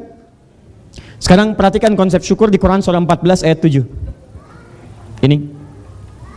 La'i syakartum la'azidan. Kalau Anda bersyukur, kami akan tambah. Tuh, ini rumusnya. Subhanallah, subhanallah, subhanallah, subhanallah. Praktekkan dalam hidup. Dikasih nikmat. Misal, begitu dapat nikmat pekerjaan, gajinya cukup luar biasa, misal 10 juta per bulan. Anda syukuri ini. Begitu Anda syukuri ini, ditambah lagi oleh Allah. Tambah. Bisa bentuknya nominal yang sama, naik 10 juta lagi. Bisa jadi dalam bentuk penjagaan yang kalau dirupiahkan, bahkan nilainya sama. Dijaga supaya tidak sakit dalam sebulan itu. Dijaga supaya kebutuhan tidak membengkak. Dijaga ketika ada makanan tiba-tiba tetangga mengirimkan. Ketika ingin naik, kemudian maaf sekali lagi, pengen ke kantor, belum ada mobil, ingin nyetop, misalnya pesan Grab, tiba-tiba katakan teman, yuk naik saya aja daripada naik Grab. Yuk jalan sama-sama. Dijaga, dilihat, ternyata sebulan 10 juta nggak kepake. Tuh. Hebat kan? Luar biasa. Dulu teman saya ada, ya teman saya, Tripoli sama-sama ke Libya. 4 tahun di sana bawa $50, nggak kepake $50. 4 tahun Anda bayangkan. 4 tahun. Ya nanti lain waktu lah saya kisahkan. Ini poinnya. Dapat syukur ditambah oleh Allah. Nah, ungkapan syukur itu dengan alhamdulillah. Alhamdulillah, alhamdulillah, alhamdulillah. Pertanyaannya, apa itu syukur? Itu poinnya. Karena banyak orang mengucapkan alhamdulillah, bahkan pasca sholat kalau dihitung 5 kali, 165 kali. Setiap sekali 33 kali. Alhamdulillah, alhamdulillah, alhamdulillah di lisannya. Tapi lisan itu menerjemahkan fungsi syukur enggak dalam kehidupan. Jadi kalau cuma alhamdulillah, jangankan Anda, anak kecil juga bisa. Pertanyaannya, kalimat alhamdulillah itu diiringi dengan sikap syukur tidak dalam keseharian. Syukur itu menggunakan nikmat yang dititipkan pada fungsi yang diisyaratkan oleh Allah Subhanahu wa taala. Misal ya, maaf ya, dari tubuh dulu, tubuh. Kalau bisa melihat, nikmat bukan? Nikmat berarti kita mesti bersyukur dengan penglihatan. Nikmat penglihatan. Baik, bagaimana cara bersyukurnya? Maka turunkan petunjuknya dalam Al-Quran. Gunakan penglihatan itu pada fungsi yang telah Allah tetapkan. Kata Allah, lihat yang baik-baik. Begitu Anda melihat pada yang baik, maka fungsi pada penglihatan itu akan ditambah oleh Allah dengan nilai-nilai keberkahan di dalamnya. Maka kalau Anda bisa memalingkan dari maksiat, mata ini akan dijaga oleh Allah untuk selalu melihat yang baik-baik. Kemarin ada Habib Umar, ya, Al-Hafidh, Masya Allah, itu orang baik itu, Habib Umar. Di Kalimantan, di mana dan sebagainya. Terus beliau pulang. Saya dikatakan sore ada Habib Umar di sini. Saya bilang, Masya Allah, ya kalau ada waktu saya pengen berjumpa. Malamnya kami bermimpi bertemu dengan Habib Umar. Sampaikan, terus subuhnya disampaikan, mau didesain bertemu, cuma waktunya sangat singkat, 30 menit, tidak terkejar. Beliau pulang. Itu diantara kemuliaan beliau, itu selalu menjaga pandangannya. Ya, bahkan dalam wanita yang bukan mahramnya pun itu Masya Allah dijaga betul, tidak menatapnya. Lihat, dijaga betul. Dan orangnya Masya Allah baik itu, orang saleh. Pandangan, lisan begitu. Lisan Anda kalau dijaga dengan cara yang baik, mengucap yang baik-baik, itu Allah akan menjaga lisan Anda. Jadi mencari yang tidak baik itu nggak ketemu, Bu. Baik aja kalimat itu. Sama, maaf ya, itu baru tubuh. Nah sekarang kalau Anda ingin syukuri lagi nikmat harta misalnya. Harta diberikan. Beda Pak antara orang mensyukuri nikmat harta dengan orang yang baru punya harta, itu lain. Lain. Orang bersyukur itu walaupun banyak, dia tidak akan pernah menggunakan hartanya pada hal yang tidak disukai oleh Allah. Fungsinya apa? Misal, hartanya banyak, bukan cuma miliaran, triliunan misalnya. Tapi dia ingin beli sesuatu misalnya, pakaian. Apa fungsi pakaian itu? Cuman dua. Pertama, menutup aurat. Yang kedua, digunakan yang terbaik untuk kepentingan ibadah. Tutup aurat, gunakan untuk kepentingan ibadah. Misal seperti Quran surah ke-7 ayat 31. Ya bani Adam khudhu zinatakum inda kulli masjid. Hei anak cucu Adam, ingat baik-baik ketika ada panggilan dari masjid, kenakan pakaian terindahmu. Bagus. Makanya dia akan berusaha berpakaian itu seperlunya. Apa perlunya? Satu, tutup aurat dengan tampilan yang baik, yang indah. Tutup. Ini kalau cuma sekedar berpakaian, mohon maaf, ya semua orang bisa berpakaian. Tapi apakah pakaian dikenakan sebagai penutup aurat di dalam kehidupan? Kalau cuma model, jangankan yang beriman, yang tak beriman pun bisa tampil model-modelan. Tapi apakah model itu dibanggakan dalam kepentingan akhirat? Kalau cuma manusia, jangankan Anda, orang lain pun banyak membanggakan. Model itu harus dibanggakan oleh Allah Subhanahu wa taala. Dia ada model dunia, ada model akhirat. Kalau cuma dibanggakan model dunia, begitu meninggal siapa yang banggakan lagi? Dunia ini fana, kalau bukan Anda yang meninggalkan dunia duluan, dunia yang meninggalkan Anda. Tapi kalau dibanggakan oleh Allah, dimanapun Anda akan jadi model. Pindah jadi model akhirat.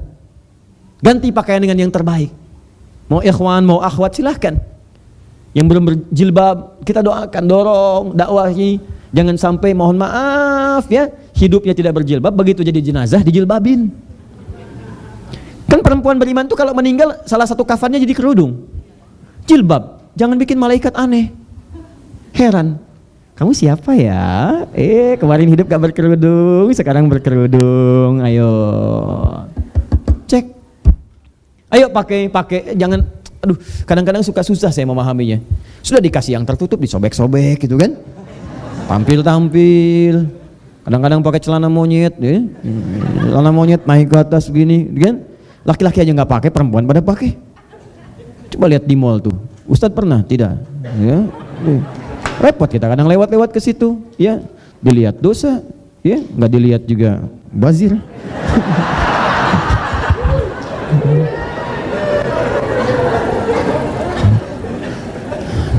Besar manusia. Sudah? Ya. Teman-teman sekalian, ya tadi pakai. Yang kedua, pakai untuk kepentingan ibadah. Itu fungsinya. Kalau ada keberkahan di harta yang dititipkan, itu pasti penggunaannya pada aspek kebutuhan, bukan ingin. Butuh, bukan ingin. Ingin itu pasti pekerjaan nafsu. Kalau yang diinginkan itu bukan aspek kebutuhan. Di setiap yang butuh, itu yang dicukupkan. Butuh apa? Apa fungsi pakaian? Menutupi. Apa fungsi yang kedua? Selain aurat adalah dipakai untuk kepentingan ibadah. Jadi orang-orang yang hamba Allah itu kelihatan sekali. Beda. Olahraga punya pakaiannya. Ke masjid pakaiannya berbeda. Ya, ada undangan punya pakaiannya. Ngantar anak punya pakaiannya. Di pakaian-pakaian itu sesuai dengan konteksnya. Jangan satu pakaian digunakan pada fungsi yang sama. Atau terbalik. Olahraga pakai baju koko. Ke masjid pakai baju bola. Aneh orang seperti itu. Dan dia punya khasnya. Ya. Paham ya sampai ini? Jadi kalau Anda kenakan seperti ini, nikmat hidup itu ada keberkahan di dalamnya. Kendaraan, apa yang dicukupkan? Kalau cuma ingin semua pengen dibeli. Sekarang Avanza, besok Expander, naik lagi Innova, itu Alphard dan seterusnya. Pertanyaan saya, itu semua kendaraan kepake enggak? Jangan-jangan cuma dikumpul-kumpul tapi nggak ada fungsinya. Itu poinnya. Bukanlah menyimpan pakaian, lihat tuh, lihat. Dari semua pakaian yang ada yang dikoleksi itu, berapa yang sudah pernah dipakai ibadah? Jangan-jangan ada sehelai pakaian belum pernah dipakai ibadah. Pastikanlah, saya sarankan sebelum meninggal, buka sebuah pintu pakaian itu, buka lemari itu. Kalau belum pernah ada yang dipakai untuk sholat, pakai untuk sholat supaya jadi saksi di hari kiamat nanti bahwa dia pernah digunakan untuk ibadah. Pakai untuk baca Quran. Nah, kalau Anda gunakan seperti itu pada fungsi yang dibenarkan oleh Allah, ada kelebihan harta, zakat, infak, sedekah, macam-macam, gunakan pada yang baik, itu masya Allah, apa yang terjadi? Kami tambahkan nikmatnya. La in syakartum la azidannakum, tambah. Itu yang indah. Nah, ini kadang-kadang belum dipakai sudah pengen nambah. Itu yang bermasalah. Itu yang menyebabkan kadang-kadang oleh Allah ditahan, bukan karena nggak dikasih, dikhawatirkan bertambah, tapi fungsinya tidak ada, beban kiamatnya semakin besar. Ya Allah, aku pengen motor ya Allah. Sepeda aja belum diantarkan ke masjid, ke taman sudah, tempat olahraga sudah, dipakai pengajian nggak pernah, pakai sholat nggak pernah, pengen minta motor. Khawatirnya di hari kiamat begitu ditanya nggak bisa jadi saksi yang meringankan dari azab neraka. Dan tidak bisa memberatkan untuk masuk ke dalam surga. Sudah pengen minta motor, ditahan setahun, ditunggu dulu, dipakai nggak ke masjid. Begitu dipakai, kasih. Ya Allah, mobil ya Allah, mobil diberikan. Dipakai nggak untuk kepentingan ibadah? Dipakai nggak dengan mencari nafkah yang baik? Makanya kadang-kadang ada orang minta, bukan nggak dikasih, ditahan sementara waktu supaya yang ada itu difungsikan terlebih dahulu, supaya nggak berat di hari kiamat.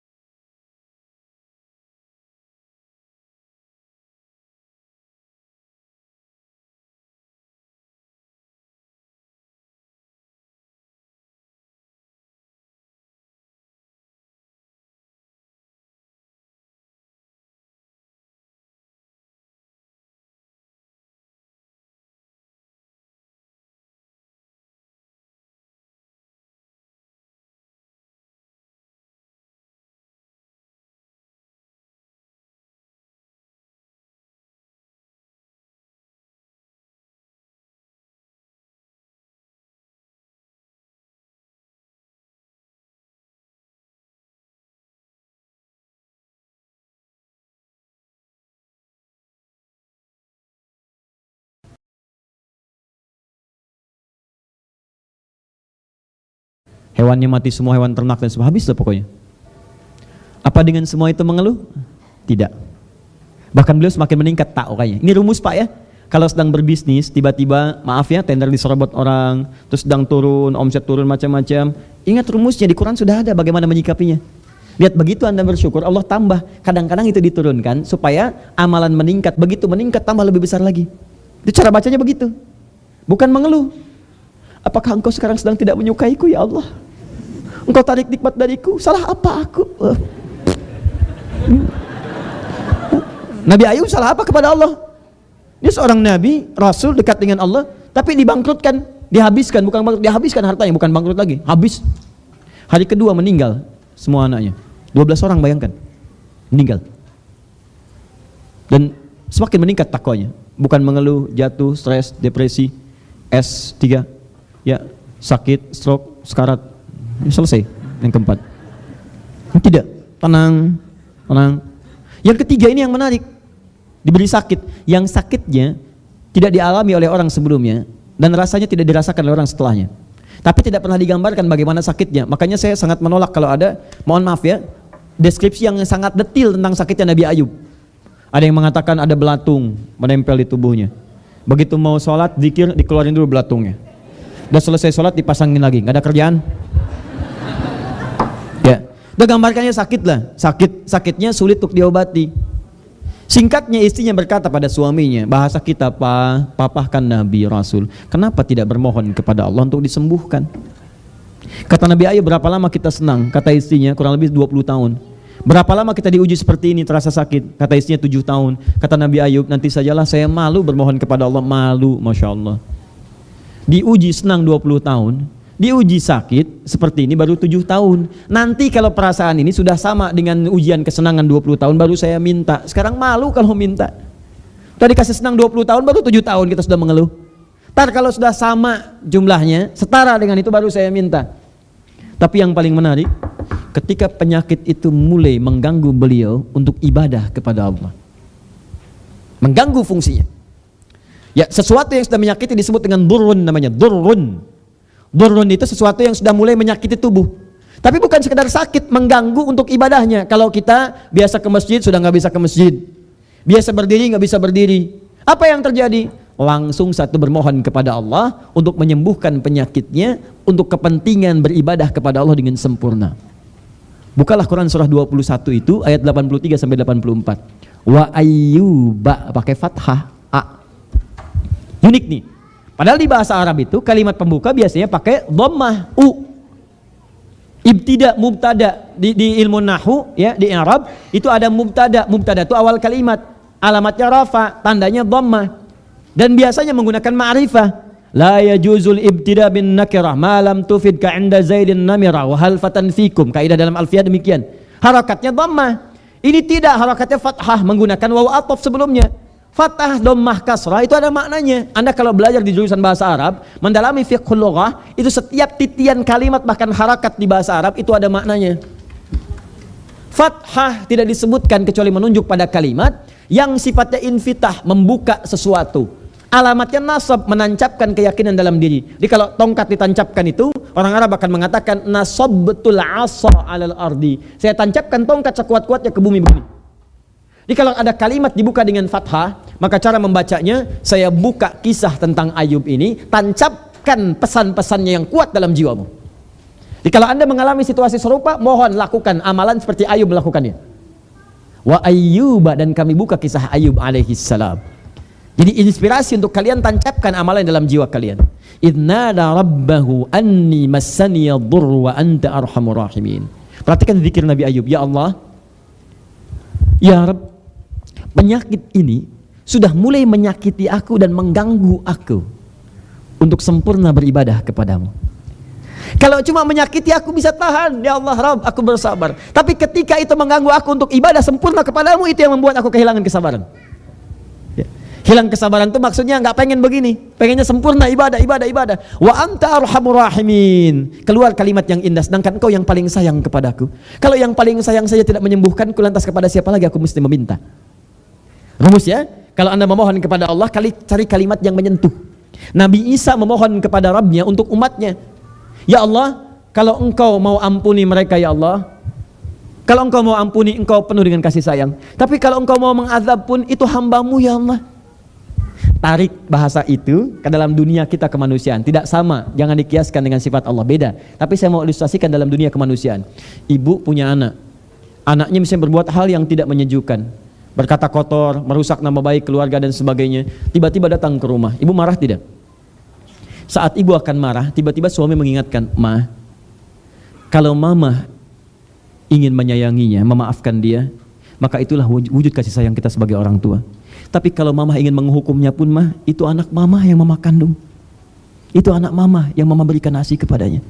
Kira-kira setelah mendengar perkataan itu, ibu ada rasa iba tidak? Apa ibu akan pukul? Tidak. Dipukul pun mungkin dengan pukulan sayang. Kamu mau dipukul? Sini nak. Sudah. Jangan lakukan lagi ya. Hari ini, kenapa mama begitu bersedih? Bukan karena takut kamu menjadi nakal saat di dunia, itu bisa diobati. Mama takut ketika kamu melakukan itu kita tidak bisa bertemu di akhirat nanti. Jangan bebani kita semua dengan tangisan saat di akhirat. Kita boleh hancurkan semua tangisan saat di dunia, kita alirkan semua air mata pada hari ini. Tapi kita buat semua air mata itu mengering saat di akhirat. Kita tunjukkan kita bahagia saat pulang. Jangan lakukan lagi. Kalau ibu saja yang punya rahim bisa demikian, maka Allah yang punya sifat rahim harus lebih daripada itu. Maka Nabi Isa memohon, ya Allah, jika engkau ampuni mereka, maka itulah sifat rahmatmu. Tapi jika pun kau ingin menghukumnya, maka mereka hambamu ya Allah yang kau ciptakan, yang kau inginkan menjadi baik. Maka setiap yang bertobat mohon ampuni ya Rabb. Menyentuh sifatnya.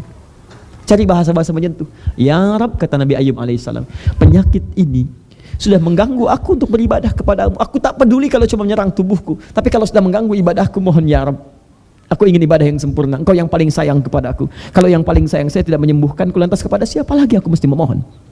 Anda tahu apa yang terjadi? Perhatikan ayat 84-nya. Fastajabna. Kami langsung jawab doanya pakai fa, harfu atfin rabitin baina syai'aini bila hudud. Huruf penyambung dua peristiwa tanpa jeda. Peristiwa pertama berdoa, Berdoa peristiwa pertama, peristiwa kedua mengabulkan doa. Antara berdoa dengan mengabulkan tiada jeda. Jadi begitu selesai doa, fastajabna. Fakashafna ma bihi min dhur. Kami buka semua yang menyakitinya. Yang menyakiti dibuka semua, sembuh total, selesai. Masya Allah. Wa atainahu ahlahu wa mithlahum ma'ahum. Begitu sembuh total, nyaman, bahagia, mendekat kepada Allah, dekat lagi dengan istrinya, berhubungan kembali, mengandung. Setiap mengandung ya lahir kembar.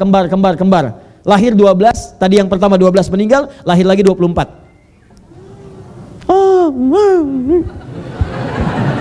La in syakartum la azidannakum. Double 12 di 24. Yang paling menarik, tadi kan kekayaan hancur semua. Ayub itu orang baik, begitu ada kelebihan bagi. Di tempat itu karena tahu Ayub baik, begitu dengar sembuh datang orang menjenguk. Yang jenguk itu bawa segalanya. Yang punya pisang bawa pisang, punya ini bawa itu. Kekayaannya naik 2 kali lipat dari sebelumnya. Datang. Yang paling menarik di ujungnya, wa dzikra lil abidin, zikir. Ini menjadi zikir, pengingat bagi hamba-hamba Allah yang mengalami situasi serupa bahkan dengan Ayub. Kalau ingin cepat diberikan, maka lakukan amalan seperti Ayub. Apa di antara amalannya? Nabi Ayub selalu meminta sesuai kebutuhan, khususnya dalam konteks ibadah kepada Allah. Jadi kalau antum ingin memohon dengan kalimat alhamdulillah, bersyukur, coba cari yang dibutuhkan, lekatkan dengan fungsi ibadah, jangan cuma minta. Ya Allah, hamba tahu Engkau Maha Pemberi ya Rabb. Saat ini hamba kesulitan untuk menunaikan ibadah, mengikuti taklim dengan jarak yang tidak mudah. Anugerahkan hamba kendaraan ya Allah, motor yang cepat yang bisa menjangkau tempat taklim itu. Mintanya motor untuk taklim, kalau sudah ada kan bisa dipakai untuk yang lain juga, yang baik-baik. Dan biasanya Allah itu kalau sudah memberi dengan urusan akhirat, dunianya itu banyak diberikan. Ya Allah, hamba sudah banyak berusaha menunaikan sholat dengan sempurna, tapi selama hidup ini hamba belum pernah berzakat dengan maksimal. Mohon ya Allah, kalau masih ada waktu untuk hidup, berikan kesempatan hamba ingin berzakat ya Allah, supaya ada pahala lebih meningkat dari sebelumnya. Tidak perlu banyak ya Allah, hamba pengen berzakat 25 juta saja ya Allah. Zakat 25 juta, zakat itu berapa persen?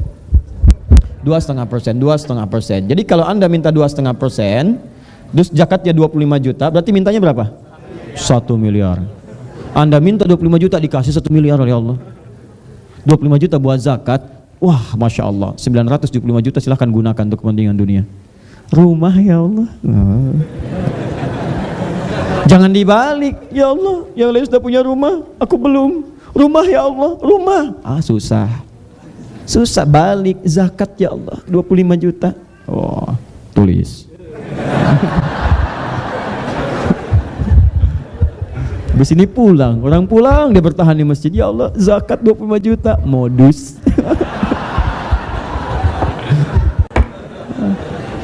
Harus mengalir dari hati. Minta keheningan malam, tahajud, macam-macam dan sebagainya. Paham ya? Nah itu caranya. Ya, daripada diakhirkan sampai bulan depan, terakhir Allahu Akbar, saya persingkat aja dengan cepat. Allahu Akbar.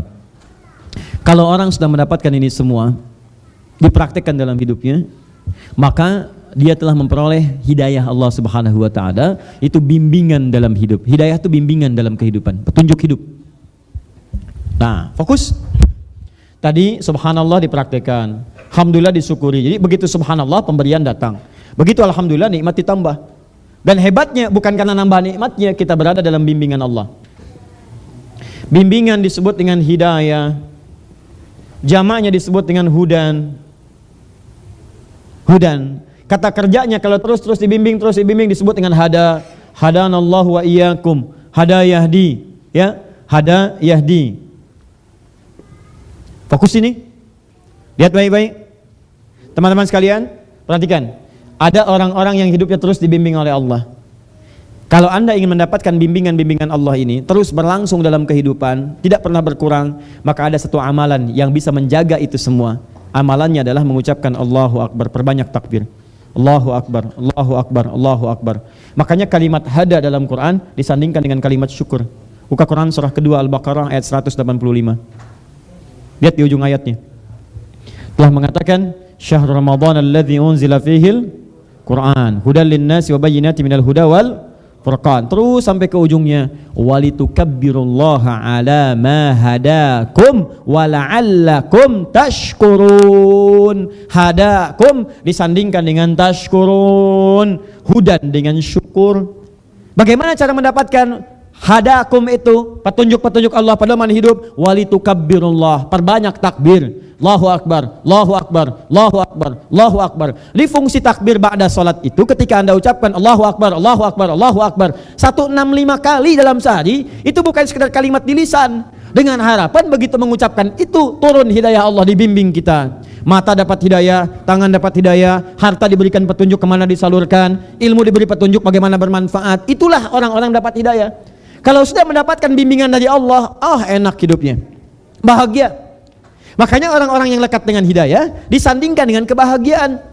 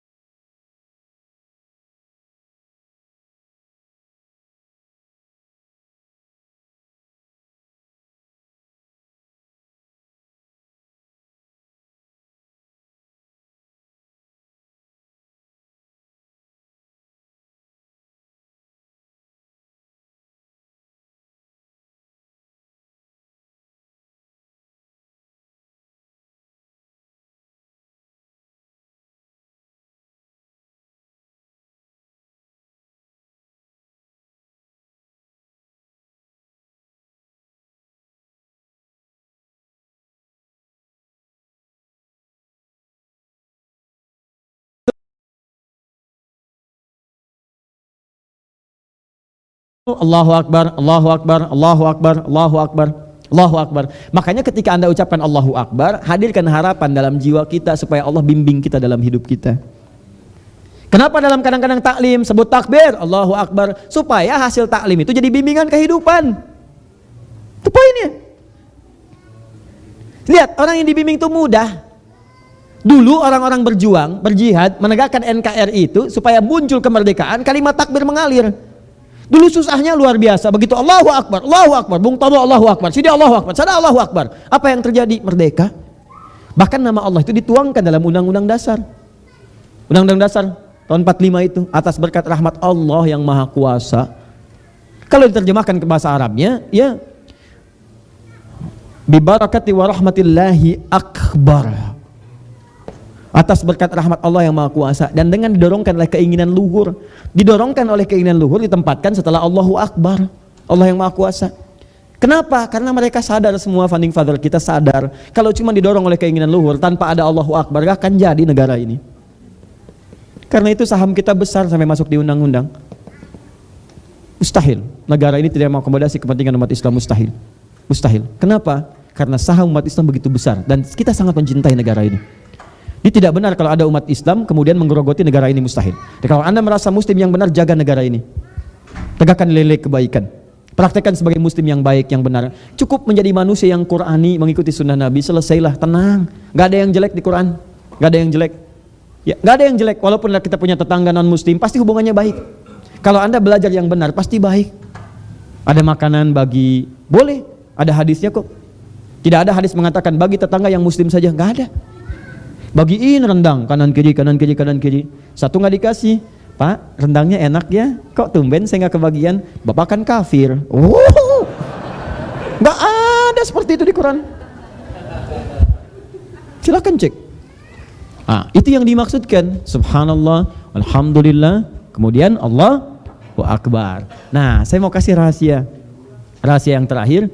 Coba, kan saya turunkan ayat haji tuh, yang kelima. Quran surah 2 ayat 196 sampai 203. Kemudian tentang tawafnya, Quran surah 2 ayat 158. Lihat, sa'i dengan tawaf. Saya mau tanya pada Anda, saat tawaf Anda, baik umrah atau haji, tawaf mengelilingi Ka'bah, apa yang Anda baca dari mulai Hajar Aswad sampai dengan apa? Maqam Ibrahim. Anda baca apa? Subhanallah walham wala ilaha Allah. Teman-teman sekalian, tahukah Anda? Itu kan dari tadi amalan yang kita tadi sebutkan. Dan sampai mana Anda baca itu? Maqam Ibrahim. Kenapa dibaca sampai Maqam Ibrahim, tidak diteruskan sampai dengan Rukun Yamani? Untuk mendapatkan kisah dari amalan Nabi Ibrahim dulu yang pernah mengamalkan nama-nama ini. Makanya saya selalu katakan bagi teman-teman yang biasa kita umrah berangkat haji, kita suka mengenakan manasik, saya ajarkan di maknanya begini maksudnya. Kenapa Anda baca ini? Sebab kalau Anda bacakan dengan benar, ingat amalan-amalan Anda, pada saat itu Anda ingin berubah, ya Allah saya pengen berubah. Dari mulai Anda datangkan menghadap Hajar Aswad. Kenapa dimulai di Hajar Aswad? Salah satu maknanya, hikmahnya, teman-teman lihat sini. Hajar Aswad apa artinya? Hajar artinya apa? Batu, Aswad hitam. Baik, saya mau tanya, apakah batu itu pada mulanya hitam? Tidak. Warnanya apa? Putih seputih susu. Kenapa berubah jadi hitam? Karena dosa. Dosa siapa? Manusia. Pertanyaan saya, Anda manusia bukan? Iya, jangan-jangan yang menjadikan hitam itu Hajar Aswad jadi hitam atas sumbangan dosa Anda. Jangan-jangan dosa Anda yang menjadikan itu hitam. Makanya saat orang melihat Ka'bah dimulai di Hajar Aswad, bukan sekedar melihat memulai, bukan. Dia merasakan, ya Allah, saya datang mungkin penuh dengan dosa ke sini. Ini yang menjadikan diri saya menghitam. Ini yang menjadikan batu ini hitam. Itu gambaran makna lebih tingginya. Jangan-jangan selama ini saya banyak berbuat dosa sampai ke sini, ya Allah. Makanya ketika Anda datang itu melihat Ka'bah, ada doanya. Dengan doa itulah kemudian Allah berjanji, kalau kamu benar amalannya sekarang, saya ampuni semua dosamu. Saya kabulkan semua doamu. Ada. Jadi bukan sekedar bismillah ya Allahu Akbar, itu kalimat singkatnya. Ada bacaan panjangnya. Allahumma imanan bika. Ya Allah, saya datang ke sini dengan penuh keyakinan kepadamu. Wa tasdiqan bi kitabika, dan saya membenarkan semua janji yang kau ungkapkan dalam kitabmu. Ya, wa wafa'an bi ahdika, dan saya memohon untuk engkau menepati janjimu seperti engkau sebutkan dalam kitabmu. Wattiba'an li sunnati nabiyyika Muhammadin sallallahu alaihi wasallam, dan saya berjanji akan memulai amalan ini seperti Nabi saya mencontohkan ya Allah untuk bisa menyembahmu. Bismillahi Allahu Akbar, baru dimulai. Begitu melihat Ka'bah sadar kita banyak dosa, banyak berbuat salah, belum subhanallah, harta belum kemudian disyukuri, belum mendapat petunjuk dari Allah, maka Anda mulai subhanallah walhamdulillah wala ilaha illallah wallahu akbar, sambil diingat salah apa, sambil diingat tantangannya seperti Nabi Ibrahim dulu pernah menghadapinya. Begitu sampai berhenti di maqam Ibrahim tadi, walamma i'tazalahum ma ya'buduna min dunillah wa habna lahu ishaq. Begitu benar-benar ibadahnya serius, ditinggalkan semua hal yang buruk. Anda janji, saya ingin tinggalkan ya Allah, saya tobat ya Allah, gak akan diulang lagi. Sampai maqam Ibrahim diteladani itu, maka dibukalah kesempatan, silakan mau minta apa saja. Dari maqam Ibrahim sampai dengan Rukun Yamani, bebas minta apa saja. Kalau benar bacaan Anda ini sesuai dengan niat Anda, maka dibuka peluang dari maqam Ibrahim sampai Rukun Yamani, minta apa saja dikabulkan saat itu. Sepanjang Anda butuhkan, minta. Makanya tidak ada doa khusus di situ, yang ada cuma dua. Yang tadi subhanallah, alhamdulillah, la ilaha illallah, Allahu akbar, dibaca itu sampai maqam Ibrahim. Yang kedua yang dibaca Rukun Yamani sampai dengan Hajar Aswad. Rabbana atina fid dunya wa fil akhirati wa qina. Kenapa muncul itu yang kedua? Minta doa demikian karena jangan-jangan yang dimintakan antara dua tadi, maqam Ibrahim sampai Rukun Yamani, cuman keinginan dunia, nggak ada maslahatnya. Kadang baik dunia, akhirat tidak. Kadang akhirat bagus, dunia tidak. Pilih mana? Kaya dunia, miskin akhirat, atau miskin dunia, kaya akhirat? Pilih. Pasti kaya dunia, kaya akhirat. Pasti itu. Pasti. Makanya oleh Allah disaring. Permintaan yang tidak sejalan dengan dua visi tadi dirobah. Rabbana atina fid dunya hasanah. Bukan cuma dunia hasanah, wa fil akhirati hasanah. Di antara dunia dengan akhirat seimbang. Makanya permintaan kita yang tidak sejalan dengan dua tadi diganti oleh Allah supaya bagus. Dunia bagus, akhirat bagus. Tapi Anda boleh minta bebas. Begitu Anda minta bebas di situ sesuai dengan aspek tadi, dikabulkan seketika. Makanya kalau tawaf itu doanya nggak banyak sebetulnya yang pakai bahasa Arab, dan itu sudah hafal. Karena uniknya Allah sudah tanamkan sebelum berangkat. Dan bagi Anda yang tidak berangkat, dilatih lewat pasca sholat. Tadi subhanallah, alhamdulillah, Allahu akbar. Orang putar-putar tadi baca, Anda zikir-zikir baca 33 kali, 5 kali dalam sehari. Baca fungsinya tadi. Dan banyak orang tidak tahu kalau setelah Allahu Akbar ini, di hadisnya belum selesai, tutup lagi dengan la ilaha illallah wahdahu la syarikalah, lahul mulku wal hamdu wa huwa ala kulli syai'in qadir. Makanya 4, subhanallah, alhamdulillah, Allahu Akbar, tutup lagi dengan la ilaha illallah wahdahu la syarikalah, lahul mulku wal hamdu wa huwa ala kulli syai'in qadir. Keempat ini disatukan, subhanallah, walhamdulillah, wala ilaha wallah. 4. Setelah itu berdoa, doa mutar, bebas, boleh pakai bahasa kita, Orang Jawa pakai bahasa Jawa, Sunda pakai bahasa Sunda, Padang pakai bahasa Padang, silahkan. Ya Allah, minta untuk diri pribadi, minta untuk keluarga, minta macam-macam, silahkan. Dan boleh pakai bahasa masing-masing. Saya kadang-kadang suka, Masya Allah, mengamati orang Pakistan, India, Bangladesh pakai bahasa mereka. Itu benar. Jangan dipaksakan dengan bahasa yang Anda tidak pahami isinya. Ya, silahkan, gak ada masalah. Dekat ke Ka'bah, setelah itu minta, setelah sholat mungkin tawaf sunnah lah, minta mohon, boleh dekat multazam. Dulu ada yang datang ke multazam, anak muda tuh minta merapat ke situ. Ya Allah, hamba datang ke sini bermohon kepadamu, hamba belum ada jodoh ya Allah, sampai mohon datang ke Ka'bah ini, mohon ya Allah berikan jodoh kepada hamba. Tiba-tiba di sampingnya datang seorang perempuan, hidung mancung, tinggi, putih ya, langsung tunjuk, kayak gini ya Allah. Oh. Saya tidak mengarang, betul. Kayak gini ya Allah, katanya. Masya Allah. Tahukah Anda kejadian, pulang dia menikah Pak. Jadi walaupun bukan sama yang tadi, walaupun bukan sama yang tadi, tapi minimal dia nikah. Bagi yang datang, Masya Allah, unik itu. Ya Allah, hamba punya kesulitan ya Allah, hamba banyak hutang ya Allah, hamba kesini pun ngutang datang. Ya hamba Allah banyak, hamba tahu engkau tahu hutang hamba ya. Kalau tidak percaya, ini catatannya ya Allah, ditempelkan. Pulang lunas. Paham ya? Itu memang terlihat seperti lucu, benar. Mungkin Anda bisa ketawa mendengar, melihat itu, tapi mereka benar mengungkapkan apa yang mereka rasakan dengan bahasa mereka. Itu janji tadi. Nah, bagi yang tidak berangkat atau belum berangkat, saya berdoa semoga Allah mempercepat itu semua. Tapi dilatihlah itu lewat apa? Lewat amalan pasca sholat. Itu faidahnya. Makanya Nabi itu sangat, bahkan Al-Quran sangat menekankan, kalau tidak bisa kerjakanlah, walaupun nggak sambil duduk. Anda buru-buru ke kantor, apa nggak bisa sambil berdiri? Kiaman kata Quran, sambil berdiri, subhanallah, subhanallah, subhanallah, di jalan. Kalau bisa santai duduk, kalau sulit berbaring, sambil tiduran, subhanallah, subhanallah, subhanallah, Allah Akbar. Tapi praktekkan makna itu dalam hidup, dapatlah Anda anugerahnya. Kalau nggak percaya silahkan. Ya, Ustaz Adi cuma teori aja, praktek. Kalau Anda ingin tahu teori dalam bentuk kehidupan, praktekkan. Setelah dipraktekkan baru Anda rasakan. Saya ajarkan tentang mihrab, tentang prinsip Nabi Zakaria, saya terangkan, sampaikan, sampai kemudian satu saat saya ke Melbourne. Ada situasi yang mirip-mirip seperti itu, saya sampaikan ini amalannya, kerjakan, bikin mihrab, walaupun cuma sehamparan sejadah, sholat suami istri malam minta, mohon pada Allah. Tiba-tiba, Masya Allah, berapa hari yang lalu, datang kiriman berita, alhamdulillah, sebutkan si fulana sekarang hamil, Masya Allah. Terus dikirim foto mihrabnya.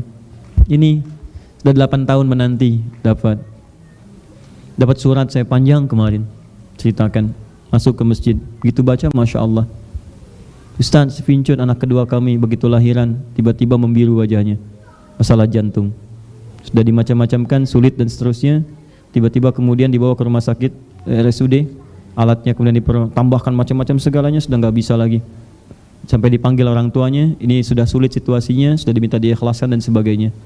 Dah kondisinya sudah rumit sekali. Apa yang dilakukan? Subhanallah, alhamdulillah, wala ilaha illallah, Allahu akbar. Ketika manusia mengatakan mustahil, dia menghadap kepada Allah. Minta, mendekat, taubat, istighfar dulu semua. Jangan-jangan ini salah saya, macam-macam dan bagus. Istighfar semua, bagus. Begitu minta kepada Allah, bingung serumah sakit. Tiba-tiba nadinya membaik, semuanya baik, cuma 3 hari sembuh. Pulang ke rumah, dikirimi saya foto prosesnya, sampai dipakaikan kemudian kerudung. Sekarang si Vincut sudah siap ikut ta'limnya Ustadz. Cuma 3 hari, Allah merubah itu semua cuma dalam kisaran jam yang tadinya dinyatakan sekarat ingin akan meninggal, berubah jadi sehat, cuma 2 hari, 3 hari, hari ketiga pulang. Yang lainnya 20 bayi yang lain tetap dinyatakan sakit. Saat dia masuk, di antara 20 bayi itu dia yang paling parah. Allah hanya memberikan kisaran beberapa menit supaya orang tuanya mendekat kepadanya. Diberikan situasi tertentu supaya dipanggil mendekat. Anda kalau mengalami situasi itu tanda dekati Allah.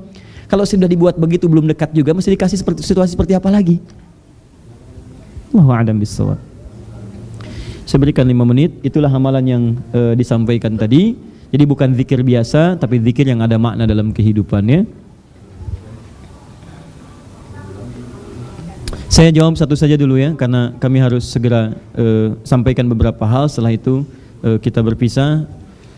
Assalamualaikum Ustaz, Waalaikumsalam warahmatullahi wabarakatuh. Apakah salat yang ditinggalkan secara sengaja atau tidak selama bertahun-tahun perlu diqadha? Untuk tata cara qadhanya bagaimana Ustaz? Terima kasih Ustaz sebelumnya. Pertanyaan saya, kenapa Anda bisa meninggalkan salat? Itu dulu. Alhamdulillah, saya senang dengan pertanyaan begini. Artinya apa? Allah sudah menanamkan kesadaran dalam jiwa untuk merangkul. Orang yang tobat akan naik status dicintai Allah. Quran surah kedua di akhir ayat 222. Innallaha yuhibbut tawwabin. Allah cinta orang taubat. Anda yang bertanya ini, kalau Anda ingin berubah, tanamkanlah pada diri Anda bahwa Allah sedang mencintai Anda. Dan saya senang dengan pertanyaan-pertanyaan yang ingin berubah dan sebagainya. Maka jalannya adalah di sini terbagi pada dua pendapat. Pendapat yang pertama mengatakan, ya, salat yang sudah tertinggalkan itu tidak ada qadha dalam hal ini untuk mengganti itu semua kecuali dengan taubat. Taubat, istighfar, tidak mengulangi kembali. Quran surah keempat ayat ke-17. Innamat taubatu 'alallahi lilladzina ya'maluna su'a bijahalatin tsumma yatubuna min qarib. Kalau Anda merasa salah ketika taubat, istighfar tidak diulangi lagi, maka ganti dengan kebaikan-kebaikan setelah itu. Salatnya tingkatkan. Salat fardu tetap 5 waktu, tapi tingkatkan tahajudnya, tingkatkan amalan sunnahnya, jangan ditinggalkan. Itu untuk menutup masa-masa lalu. Itu pendapat yang pertama. Pendapat yang kedua, khususnya dari Imam Asy-Syafi'i mengatakan ada qadha salat. Anda niatkan untuk mengganti yang lalu. Bagaimana caranya? Dikerjakan setelah waktu-waktu yang salat fardu atau bisa bersamaan dengan salat sunnahnya. Misal, setelah salat zuhur misalnya, begitu selesai salat fardunya yang zuhur, Anda mengerjakan salat sunnah misalnya. Setelah itu boleh Anda kerjakan 4 rakaat lagi untuk ganti yang lalu. Ya, masuk asar misalnya, ya asar selesai misalnya tunaikan, Anda pengen qadha lagi yang asarnya yang lalu, boleh. Maghrib demikian, isya demikian, kemudian subuh, zuhur demikian. Jadi Anda boleh mengganti teknisnya setelah menunaikan waktu-waktu salat yang fardu ditunaikan pada waktunya. Bukan menunaikan zuhur sebelum zuhur, bukan.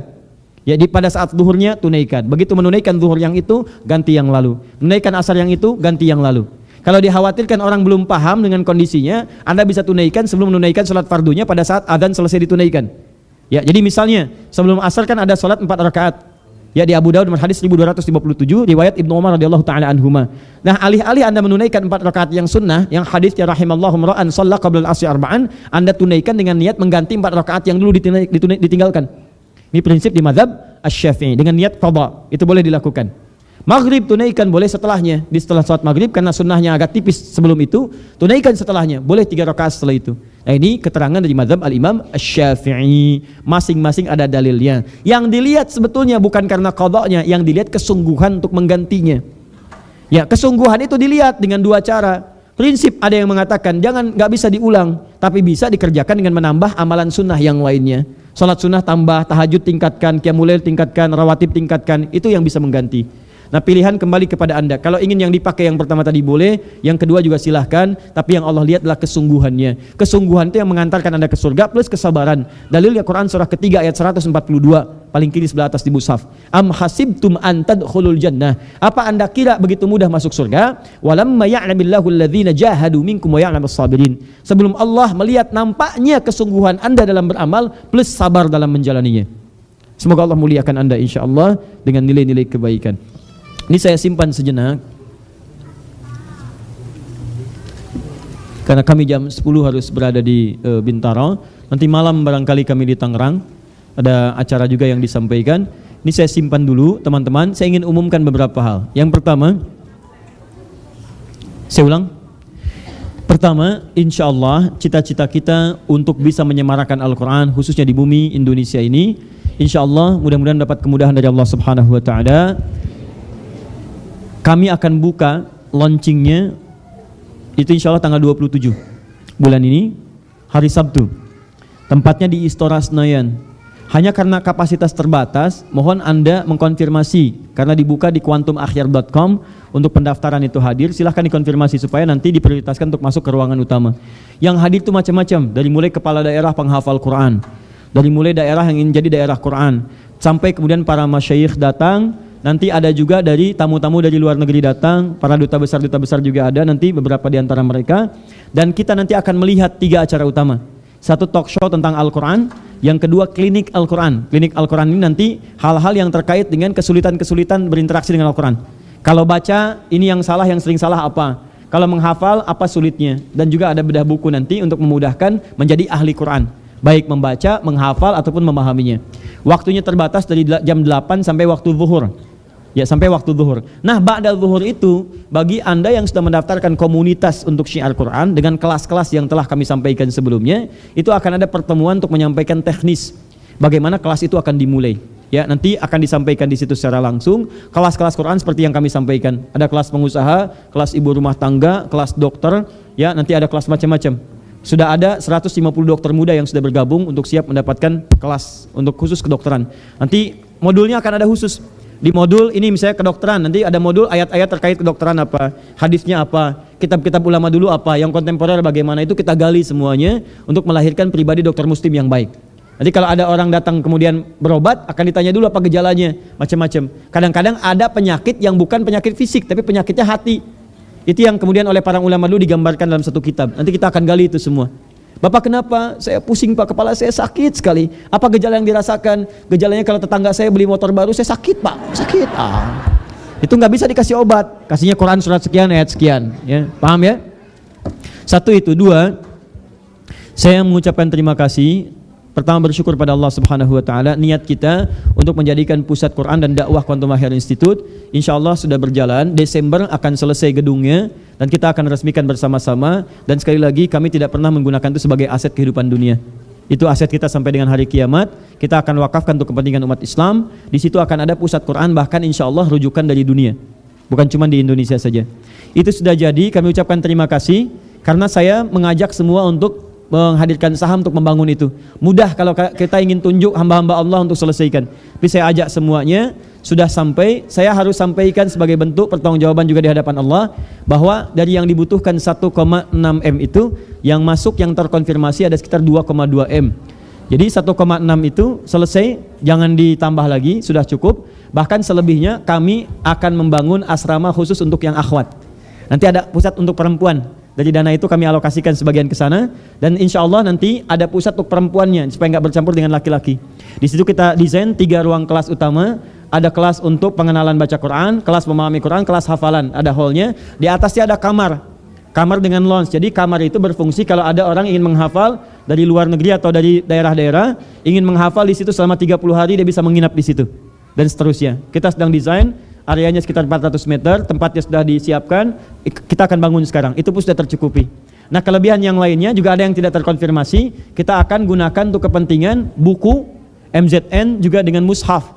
Dan mulai sejak ini, buku saya yang MZN tidak akan diperjualbelikan, tapi semua akan dituliskan wakaf dari umat Islam untuk kepentingan para penghafal Quran. Setiap tahun kita akan cetak 100.000, 100.000, 100.000. Sekarang insya Allah 20.000, 21.000 akan dibagikan di tanggal 27 Oktober. 40.000 dari yang tadi akan dicetak ulang dari dana yang masuk tadi, ya 60.000, tinggal ada 40.000 lagi. Nanti kita akan maksimalkan setiap tahun insya Allah akan lahir di Indonesia 100.000 ahli Quran yang baru paling minimal. Ya.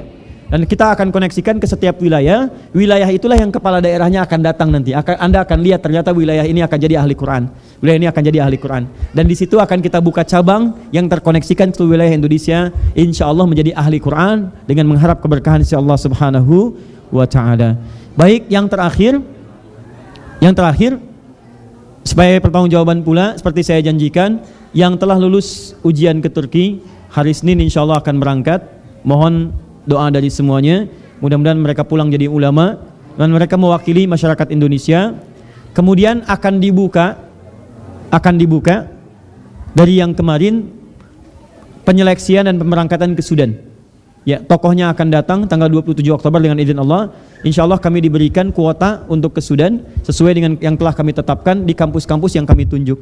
Nanti akan diinfokan waktunya kapan, termasuk yang kemarin sudah ikutan tes 800 orang, nanti akan dipilih, yang lainnya yang akan berminat nanti kami akan saring kembali. Dan ingat, semua yang lewat kami tidak pernah kami minta biaya. Jadi kalau ada beasiswa di atas nama Kampus Al Hidayat meminta biaya, itu tandanya bukan dari kami. Prinsip kami, kalau bisa memberi, kami tidak akan pernah mengadakan tangan untuk meminta. Jelas ya? Dari uang tiket sampai dengan di sana, sampai dengan uang saku macam-macam, kami akan berusaha mencari dengan ridha Allah. Itu yang kami tanamkan sebagai bekal yang terbaik. Tidak pernah ada bahasa minta biaya sedikit pun. Jelas ya? Baik. Terima kasih, semoga Allah ridai kita semua.